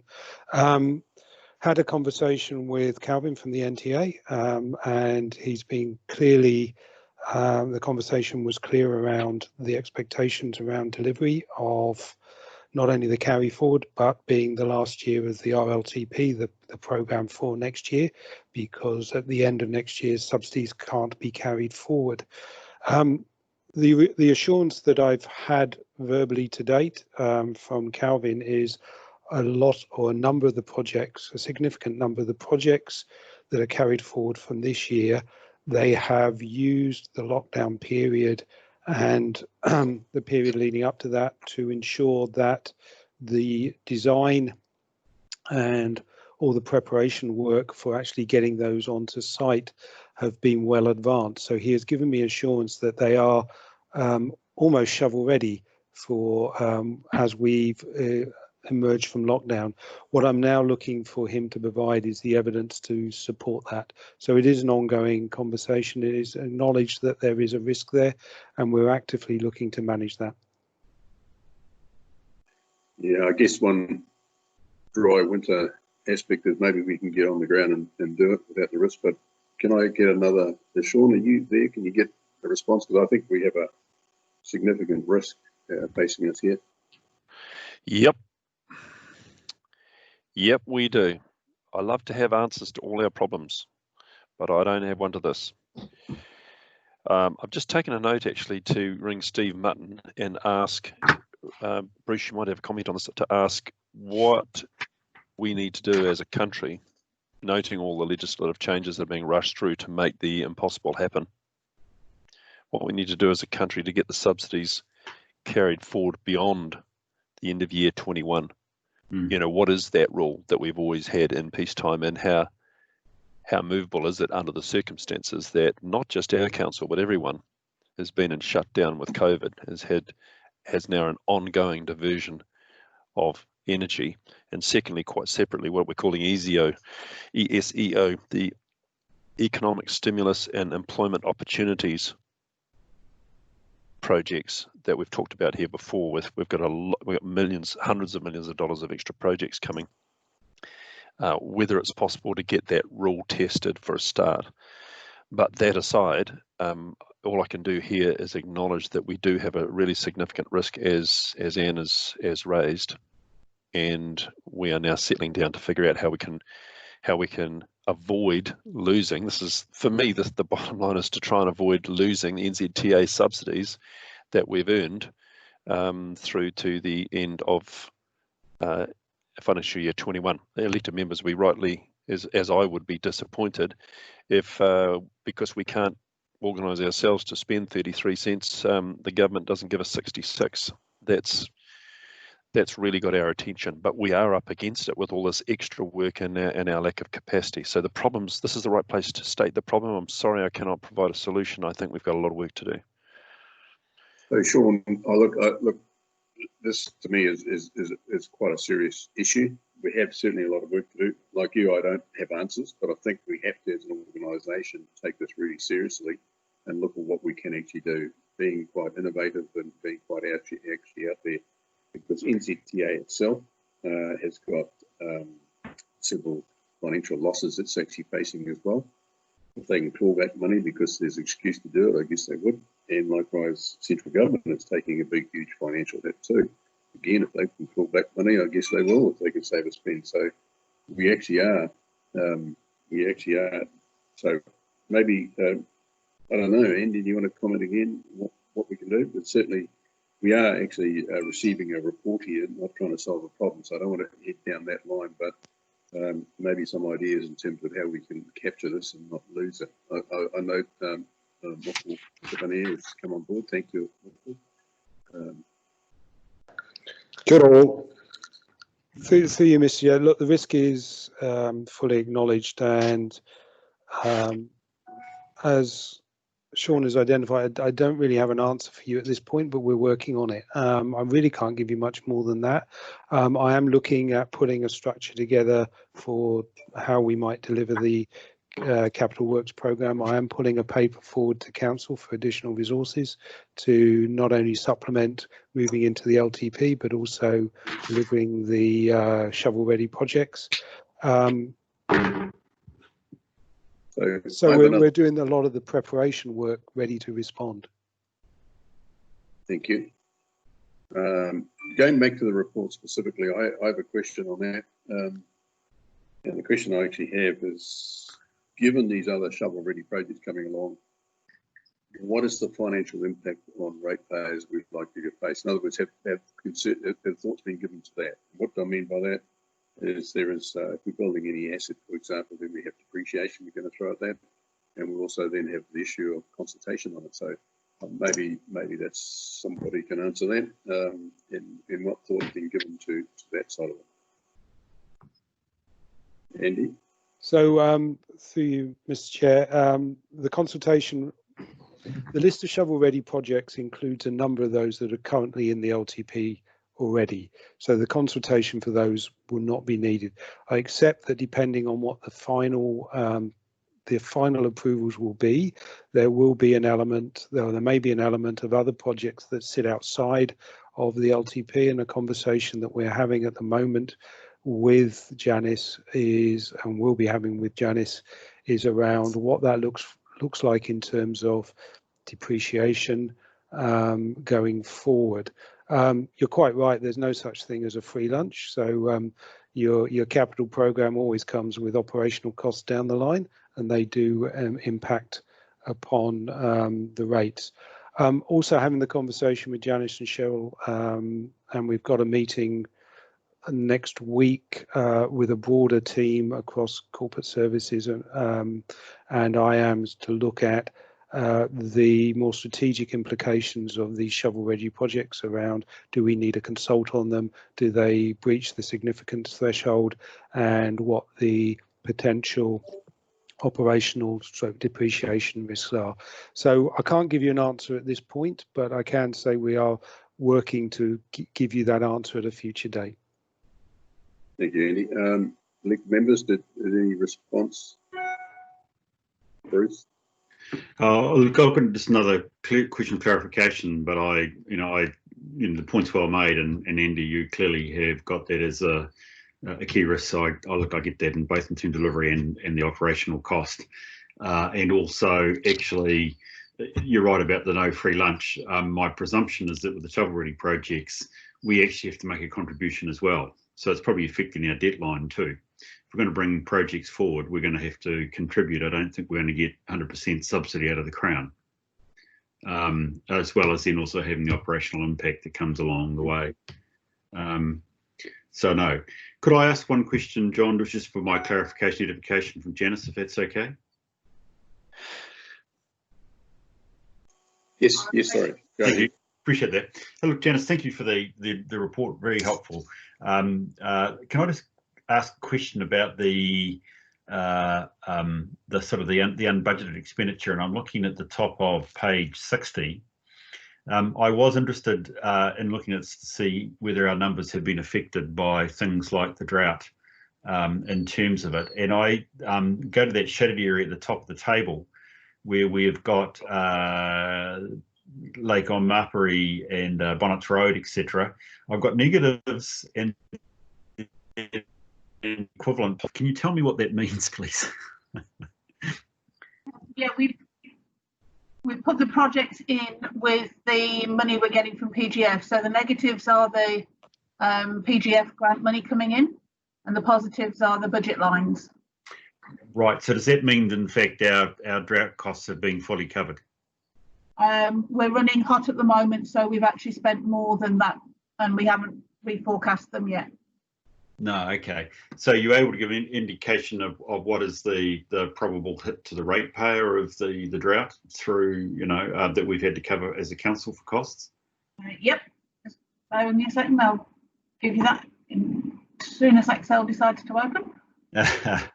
Well, while that's waiting, I presume then also in this line, in this table, the TIF funding around the toilets in particular is a similar situation where you're getting them in from a budget line, but you're also reflecting that the total cost is covered by TIF. Is that right? Well, actually, no, it won't be total cost. I presume it's a contribution.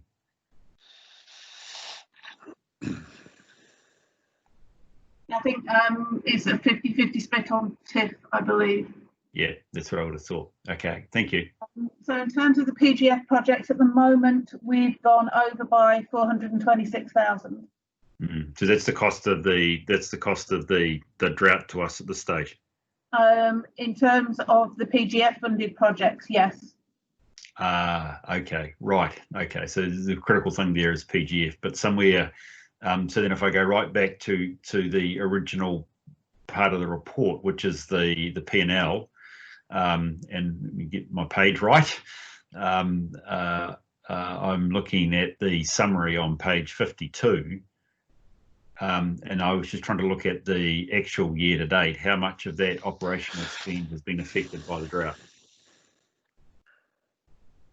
which must be additional unbudgeted cost. Yes, on 52, yes. How much of the $102 million is unbudgeted drought spend or hit to our budgets? The temporary water supplies are about 1.2 million. Yeah, no, thank you. That's helpful. No, I appreciate that. Okay, John, that's what I just need to understand, because it also then helps me with the point that, and I totally agree with what Anne has said, that when you go to then look at what has actually been unbudgeted ops, so I'm looking at the bottom of page 66, unbudgeted expenditure, particularly around ops and capital, and then what's getting carried forward. It's only reinforcing exactly the point we recognised throughout the meeting, which is the delivery issues for us going forward are pretty big. Yes, agree. Any other members wish to comment? Councillor Court. John, I just have one question for Andy, and that was in relation to Porotoo Road. So yesterday we were told that it was being sealed in October, but my understanding was it had to go back for further design and re-engineering, and I don't know if that means that we're still on time or on budget. So just a quick clarification on that one.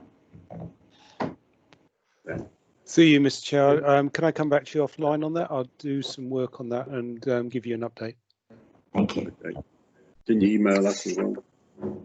Will do. Thank you. All right. Any other issues to raise?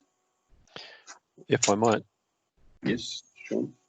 Just to comment back on your point with regards to these works coming onto our balance sheet and what that means for overheads for the ratepayer. It's a bit of a puzzle, isn't it? But I think I'm certain where I sit on it. I'm just looking at those 11 projects in the shovel ready too.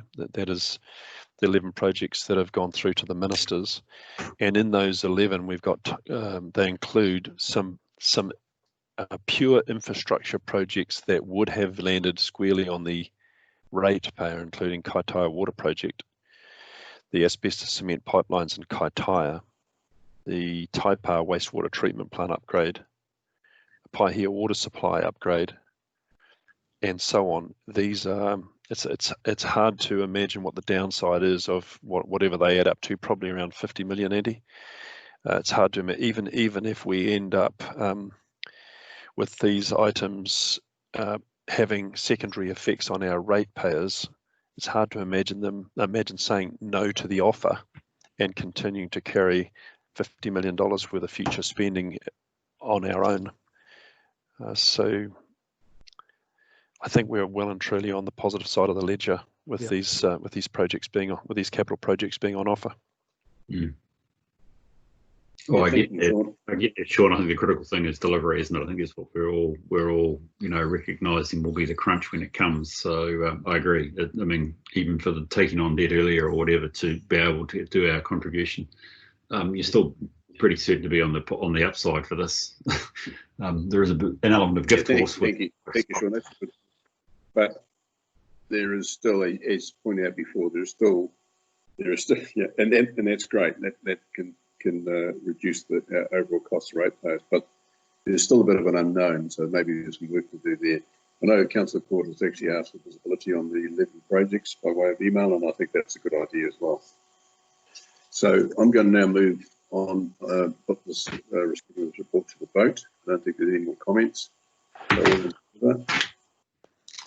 Aye. Against? That's carried. So we now move to item 5.7. That the Insurance Risk and Finance Committee received the report, Revenue Recovery Report, March 2020. So we'll move on to that one, and then we'll follow that with the supplementary report, being another financial report. So do we have a move and a second for item 5.7, please? Yeah, Councillor Luke, seconded. Response. We'll take it as read. So I'm looking for a response. Any other comments from you, Will or Janice? Just to say at the moment that we've moved the debt team over to a proactive stance, so they are contacting people if we've got any kind of indication that they may be in trouble, rather than waiting for them to call us, and they're managing those requests as they come through. We'll talk about that a bit more in the next report. But we're not actively recovering debt at the moment because we don't think it's appropriate to have those calls until we've worked our way through those that are in difficulty. Thank you. I've got Chair Mike Edmonds wishing to answer the question. So, Mike.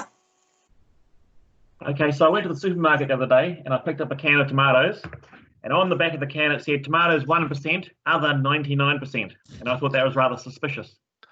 And so I went to page 76 and I see Maori freehold land rates, important ingredients, 1%, 1%, 1%, balance collected by other means, other, 98.3%.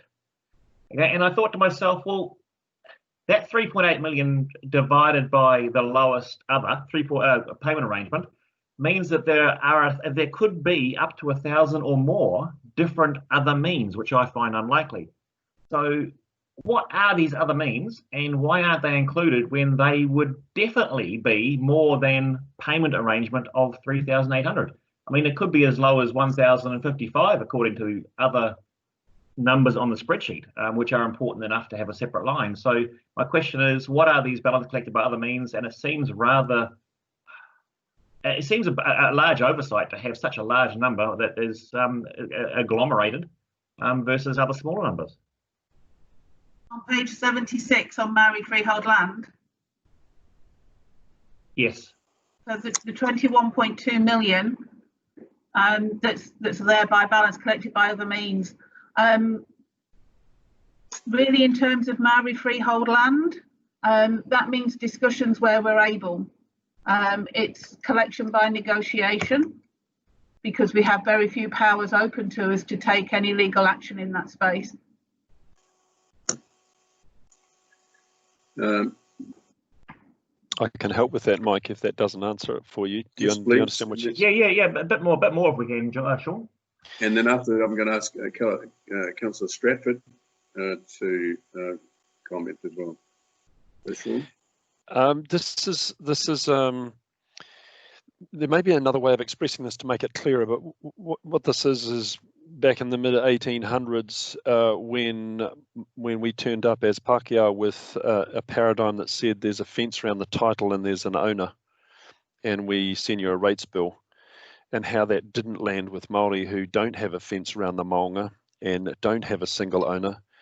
And Pākehā at that time didn't accept that explanation, and after consistent non-payment of rates, the land was commandeered, and the rest is sort of history in terms of Waitangi Tribunal redress of that situation when land was taken for many reasons, but including from local government in lieu of rates.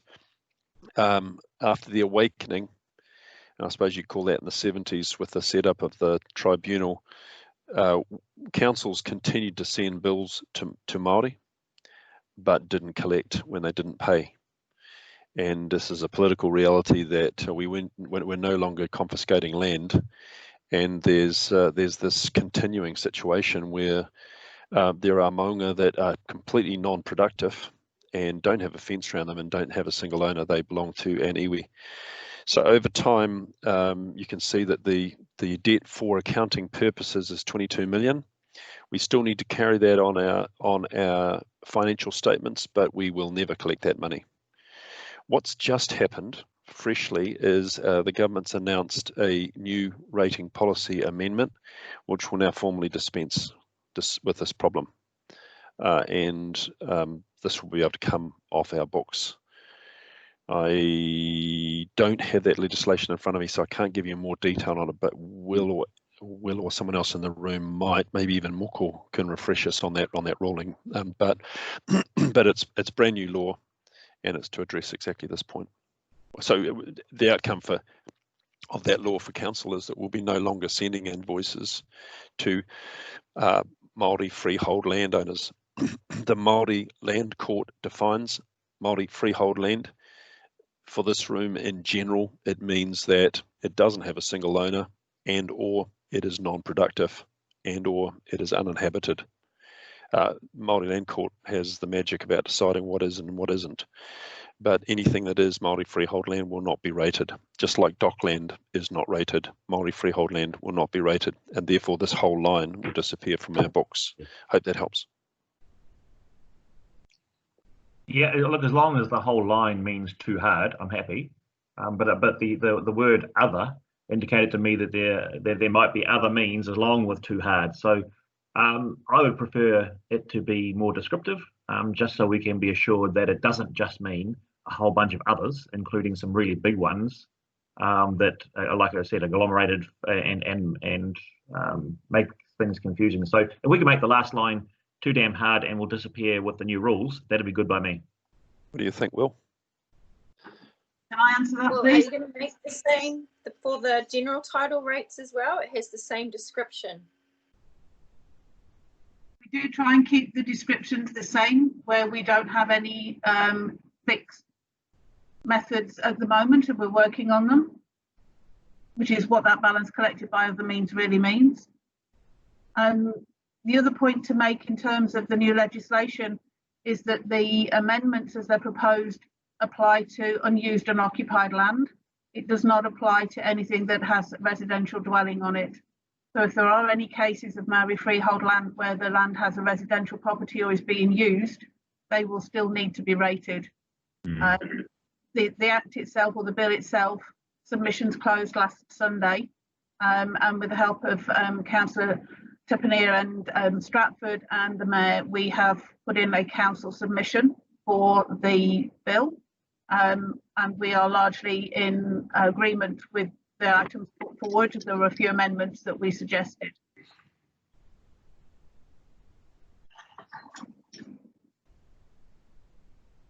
You're on mute there, John.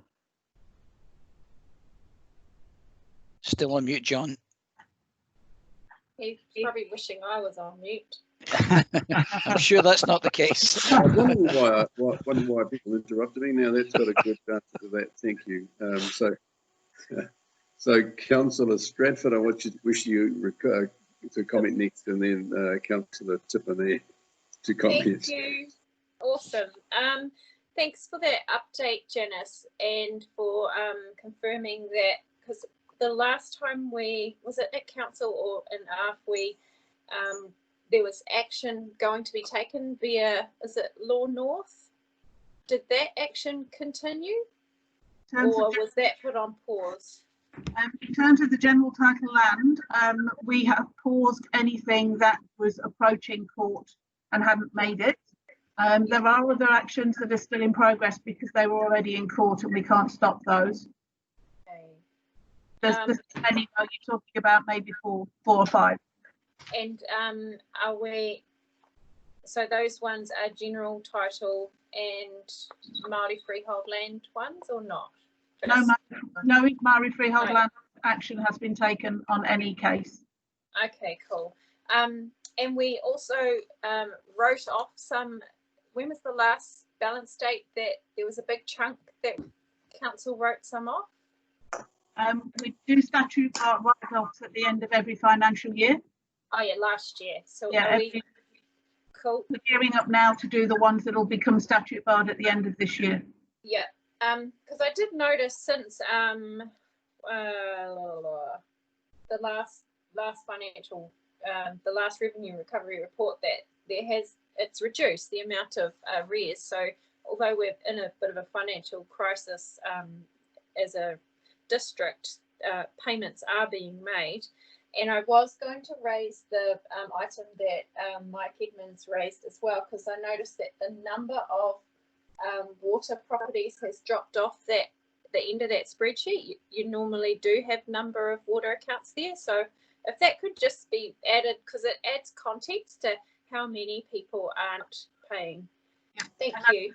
I noticed that myself, so I'll make sure that's put back on. Awesome. Thank you.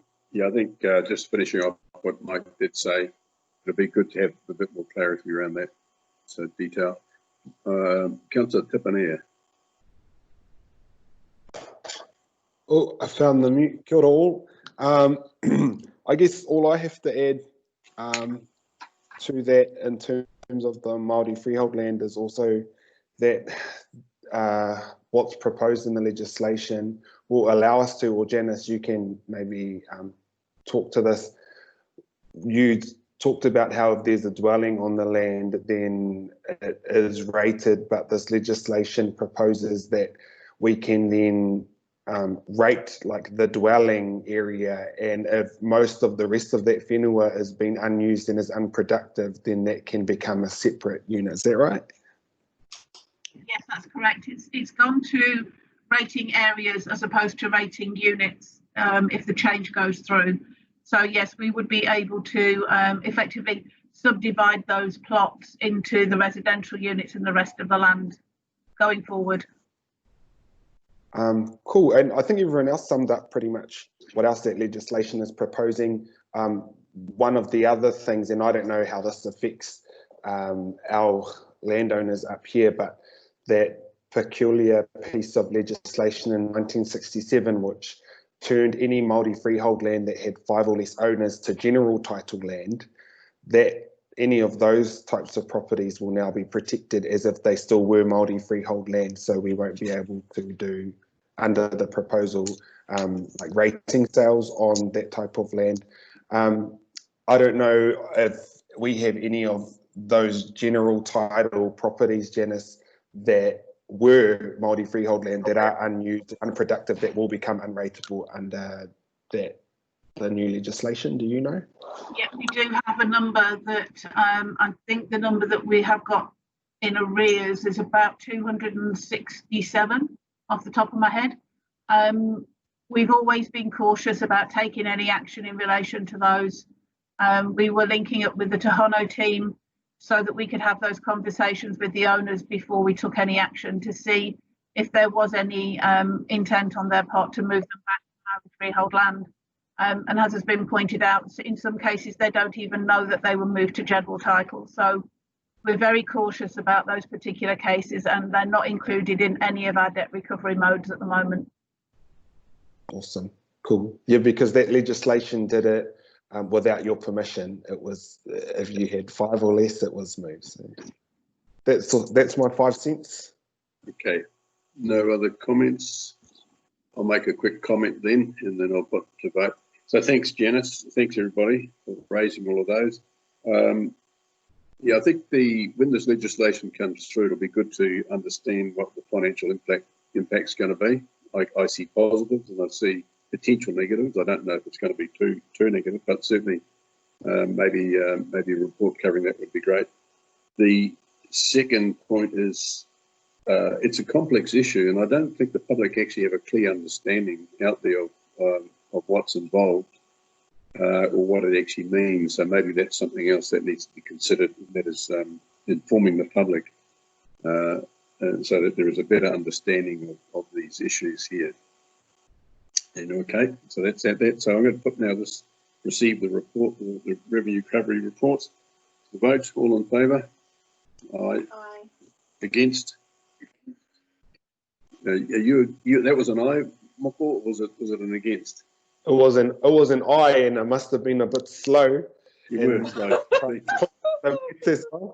That's right. All right. Now we go to the supplementary reports, which is another financial report. Can I have a move in a second, please? That's the financial impact assessment of COVID-19. Receive that report. Kelly. So I have Bruce and Kelly, I think. Yep. Go with that. And so is it? Well, it's Janice again on this one, Chair. Janice again on this one. Great. Thanks, Janice. So what I was trying to do with this report was to try and pull some of the threads together in terms of the actions that we've taken. So at the moment, in terms of our banking facility, we have just finalised the paperwork for that. So that is now back up at 30 million, and we have headroom of 11 million at the time of this meeting. We've also had the overdraft limit extended from 3 million to 10 million, so they are now locked in processes. At the time of writing, we had 9.9 million in the bank. Obviously, that has now changed with the rates instalment coming in yesterday and the day before. And this morning, our bank balance was sitting at just shy of 19.3 million. So we've had a good chunk of money come in.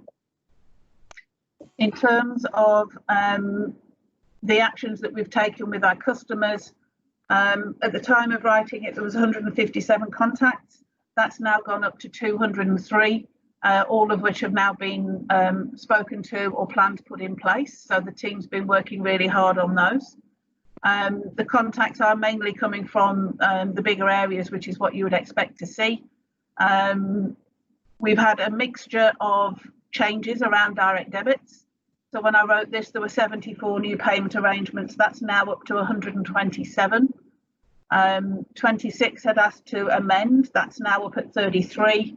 And 24 had fully cancelled a direct debit, and that's moved to 35. So I think that's a really positive position where we have got quite a lot of people going on to direct debits, which means we're getting regular payments. We've also looked at our dishonour levels. So this is where we attempt to take a payment from a bank account, but due to lack of funds, it fails. So in terms of where we are comparing it to 2018-19, at this time of year, we had 190 dishonours with a value of 18.9k. This year, at the same point, we've had 279 dishonours at 28.1k. So both of those items have gone up around 45 to 50%, but the values are low. And we are not going through with our 3 strikes and we reject your payment plan under the current circumstances. So wherever we get a failure, we are contacting the customer to try and work with them to figure out whether we can re-establish a different payment level that will allow them to keep paying at least something. In terms of receipting, when we wrote this report, rates were down about $1 million. The analysis that I've done from the rate instalment on Wednesday and the payment still coming through yesterday is that by the end of the year, we might be down about 3.7 million. It may creep up to 5 million. I've made some assumptions around what happens in June. What we are seeing is more come through with direct debits, which backs up the information that I've just given you. But we're still working through what happened with the ones that didn't pay at all. There's still time before we apply penalties. So the penalty run will give us a clear picture of who hasn't paid at all, and we'll use that penalty run then to make Okay, Ask them and be front-footing with them rather than wait for them to come to us. thanks, Janice. Will? Thank you, Chair. Just 2 quick points to add to what Janice has said. I think, first of all, to pay tribute to Jan and the team. Janice has been really on the front foot in this. She spotted right at the outset that there were liquidity dangers for us. And for example, she went to the bank and she sorted out the overdraft very early doors to ensure that there was no danger. The second thing is that we obviously need to have a weather eye on value for money and efficiency, and that's something which we're already on about. The Chief Executive mentioned, as did Jamie earlier, that out of this crisis there also come some opportunities for a paradigm shift and savings and efficiencies to be made, and we're onto that right now. Thanks, Will. Councillor Tippania, you have a comment?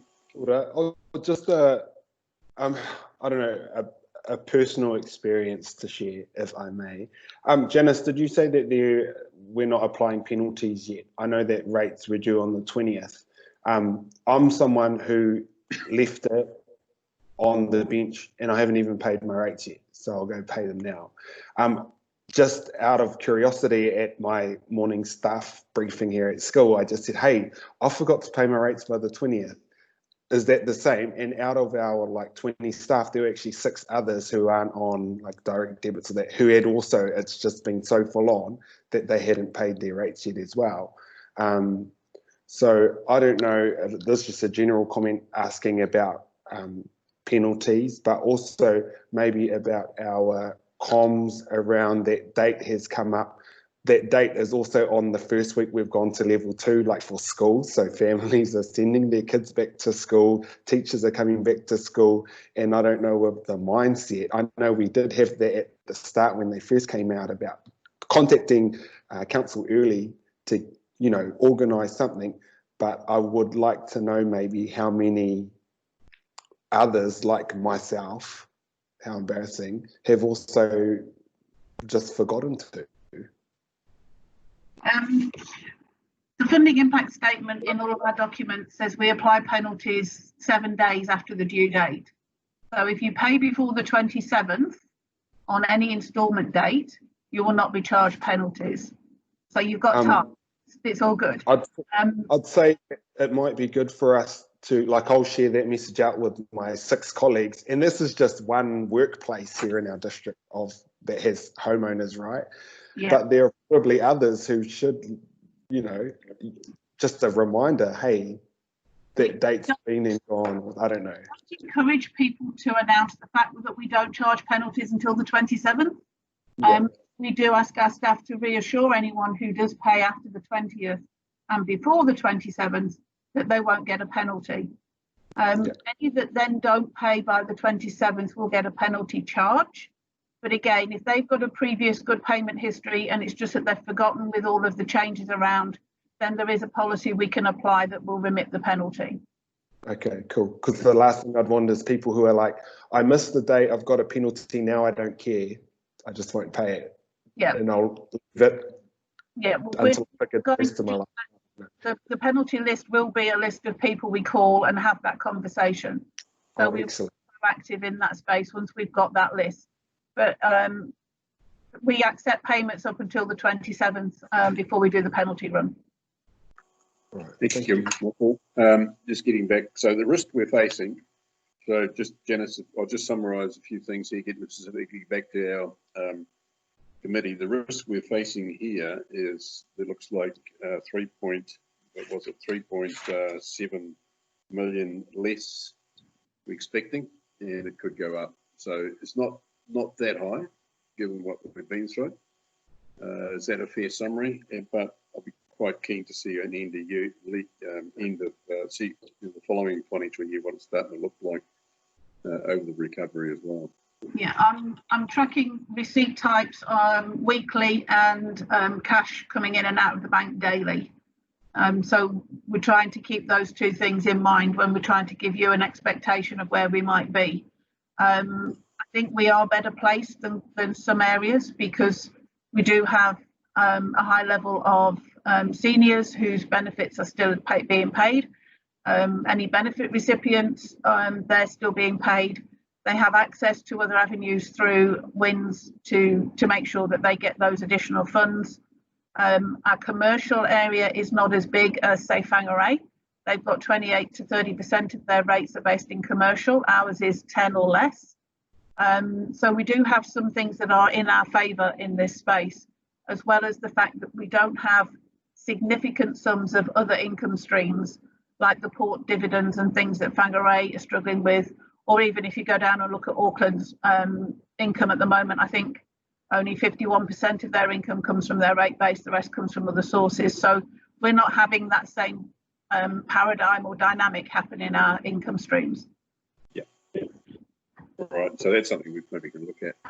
But Bruce, any comments from you or Councillor Claus?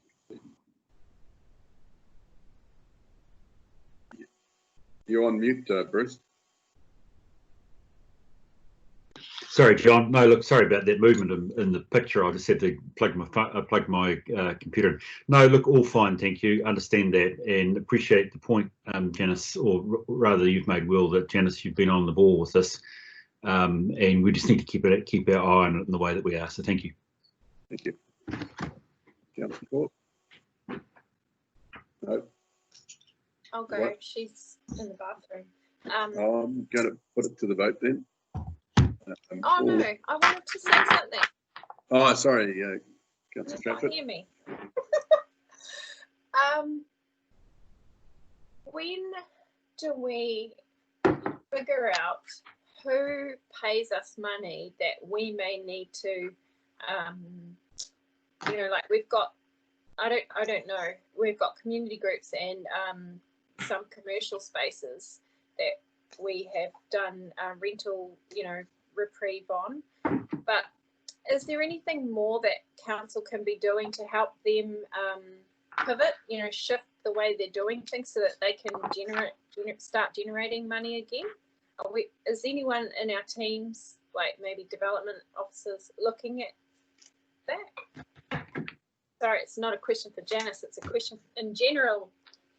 Question in general, and probably a question in general that for all of council, not necessarily Water Finance and Risk Committee, but it's a good question, and I know central government has looking at things, and when you make mention of rates relief, that would be our Whānau Holdings arm.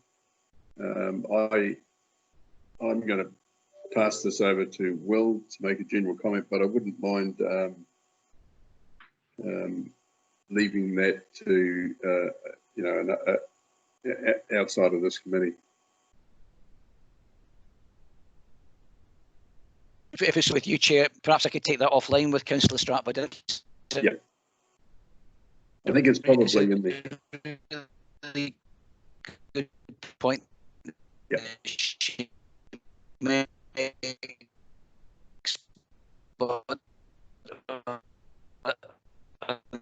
I the only one struggling to hear that? No, I am as well. Well, I think your line there is. I think you may have frozen up there, Chair. Yeah, you've frozen, Will. So what I can gather Will was saying is let's take it offline and offline separately, and I think it's a bit of a work stream that we've got to do. All right, so I'm going to put it to vote. All in favour of receiving the supplementary reports of the COVID impact? All in favour? Aye. Aye. Aye. Against? It's carried. So we're moving now to our last item, and can I have a move and a seconder, please, for the last item, and I'll just throw it up. I'll move, Kelly. Seconder. I'll second Bruce. Bruce, for Kelly and Bruce. Do we have any elected members' questions?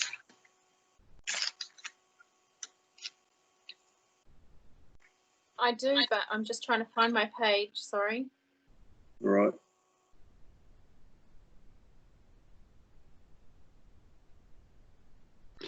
Well, Kelly's looking for, can I just ask a question, John, if that's okay? It's more perhaps out of, I was about to say amusement, I shouldn't say that. Eyes obviously go towards the pink, but I was intrigued by the number of in the drought. I wonder whether there was a comment that I'm on page 92. It says the number of complaints received about stormwater and its performance. It looks like we are in the pink, unfortunately. I was just intrigued that in the middle of a drought we could have a problem with complaints around stormwater. Andy, are you still there? Yeah, Andy's still showing us here, Chair. I'm still here. You wish to comment on that question? So look at that indeed. Did you hear it okay? Yeah, I did. Why have we got so many complaints about stormwater in a drought? And it's a fair question. Right. Certainly we've had, I'm aware of at least a couple where we've had an overflow of a stormwater pipe. But to give you a definitive answer, I'd need to just have a good look at that. No, please don't. I was more of a case whether you might have had an off the top of your head answer. I mean, I presume there's always a chance you've had the odd bit of rain and whether it can be an issue. But I was just intrigued more or less at the overall irony that in the middle of a drought you have stormwater complaints, Andy. That's all. No worries. Don't no more work, please. Not. Okay, I think just looking at I think the comments below probably explain it. We've had some. We are in a drought, but we've had some small but significant rain events, and yes, I presume that part of this is going to be blocked culverts and blocked water tables. So that will be part of the response to that. And clearly, people are looking forward to some rain over winter, and just checking that our stormwater networks are clear. Question I have then, Andy, is we've had a number of pipe bursts. Would they come into that category of the stormwater complaints or not? It's unlikely, through you, Mr. Chair, it's unlikely the pipe bursts. They will largely be water and wastewater, and that's been due to ground movements as the ground's dried up, and when we get a bit of rainfall, it moves again. You will recall that that we did put a pipe repair program or a burst leak program in Kaikoui as an early response to the drought, which was pretty successful. We certainly had a significant number of people applied for us to fix their leaks, and that's been done. So Kaikoui being the township that's probably been most at pressure during the drought period, that has certainly helped Kaikoui achieve its water saving targets of 25% and helped us deliver that. I think it's really, although this sort of is a fairly metric and numerical report, it doesn't actually reflect that part of the success here has been, particularly around water provision, has been the 25% saving that's been achieved by our communities, and that's really world class. I mean, if you look at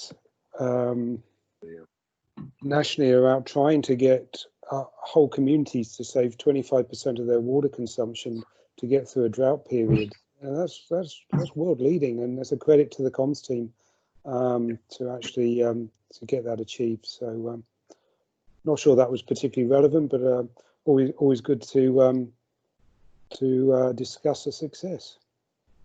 Yep. Councillor Stratford, you had some comments and questions. And it was exactly what Andy Finch just raised on page, what is it? Page 87, it talks about how much water our district has been using. The same time last year, we used 3.5 million litres, and this year it's 2.5, blah, blah, blah. And the average use last year this time was 444 litres per person per day, and this year it is way less. Sorry. The other thing that I want to point out in this, and I've brought it up before, is that I think this figure includes the water that's been taken at bulk water stations. So it doesn't really reflect tourism bursts that we have. You know, over summer we have like, you know, is it an extra 100,000 people come stay for a few months of the year. So it would be good if we could capture the real average use of the people that live here, not just our guests. And I note that the average New Zealander uses 227 litres of water per day, and we're done great by saving 25% per household, per town, except for Kawahawa Moeroa. But we need to keep doing better. We did get really close to it, but yeah, they've just burst at the seams. I don't know what they're doing there. Has anyone checked if the car wash is off? Finished, John. I know you finished. I'm just saying with Andy, wish to respond to anything you've said. No, yes. No, just thank you. Appreciated that. There's been any other elected members, Councillor Court? Sorry, it took me a while to find my mouse. No comment, thank you. Bruce? Oh, no, I'm fine, thank you, John. Mr. Councillor Tipanea, did you put your hand up? No. No, no comment. Well, no comments from everybody, so I'll put it to the vote. All in favour that the Audit Assurance Risk Committee receive the report level of service KPI quarterly Q3 performance report? Aye. Aye. Any against? No, it's received. That brings us to the end and of the public. Now, just a general question: do you want a quick break, or do you want to continue into public excluded and finish the agenda off and the meeting? John, I have a commitment at 12:30. That shouldn't be all based around me, but I would be keen to be away by 12:30 if possible, please. Anybody wish to have a quick break, toilet break or comfort break? Sounds like no. All right. Then I'll move that we go into public excluded. Do I have a seconder? I'll second that, John. Yep. Thanks, Bruce. And for the reasons given, I think Aisha's got them all there. And those. We'll do that. Do we do that out of public excluded? So I'll move out of public excluded now. I move it. I do have a seconder. I'll second. Yep. That was Councillor Stratford. So all in favour? Aye. Aye. Carried. Against? Carried. So we're now back into public. Into the public part of the committee meeting, and I'm going to ask Councillor Stratford to close. Kia ora. Kia tau, kia tātou katoa, te atawhai tō tātou ariki o ihu karaiti me te aroha o te atua me te whiwhinga tahitanga ki te wairua tapu. Ake, ake, ake. Amene. Amen. And you did well, John. You did, John. Thank you, Chairman, members. Thank you. Everybody. Lunch and then in a Thank you. Thank you. Thank you all very much, Thanks folks. for having me, John. Bye bye. No problem.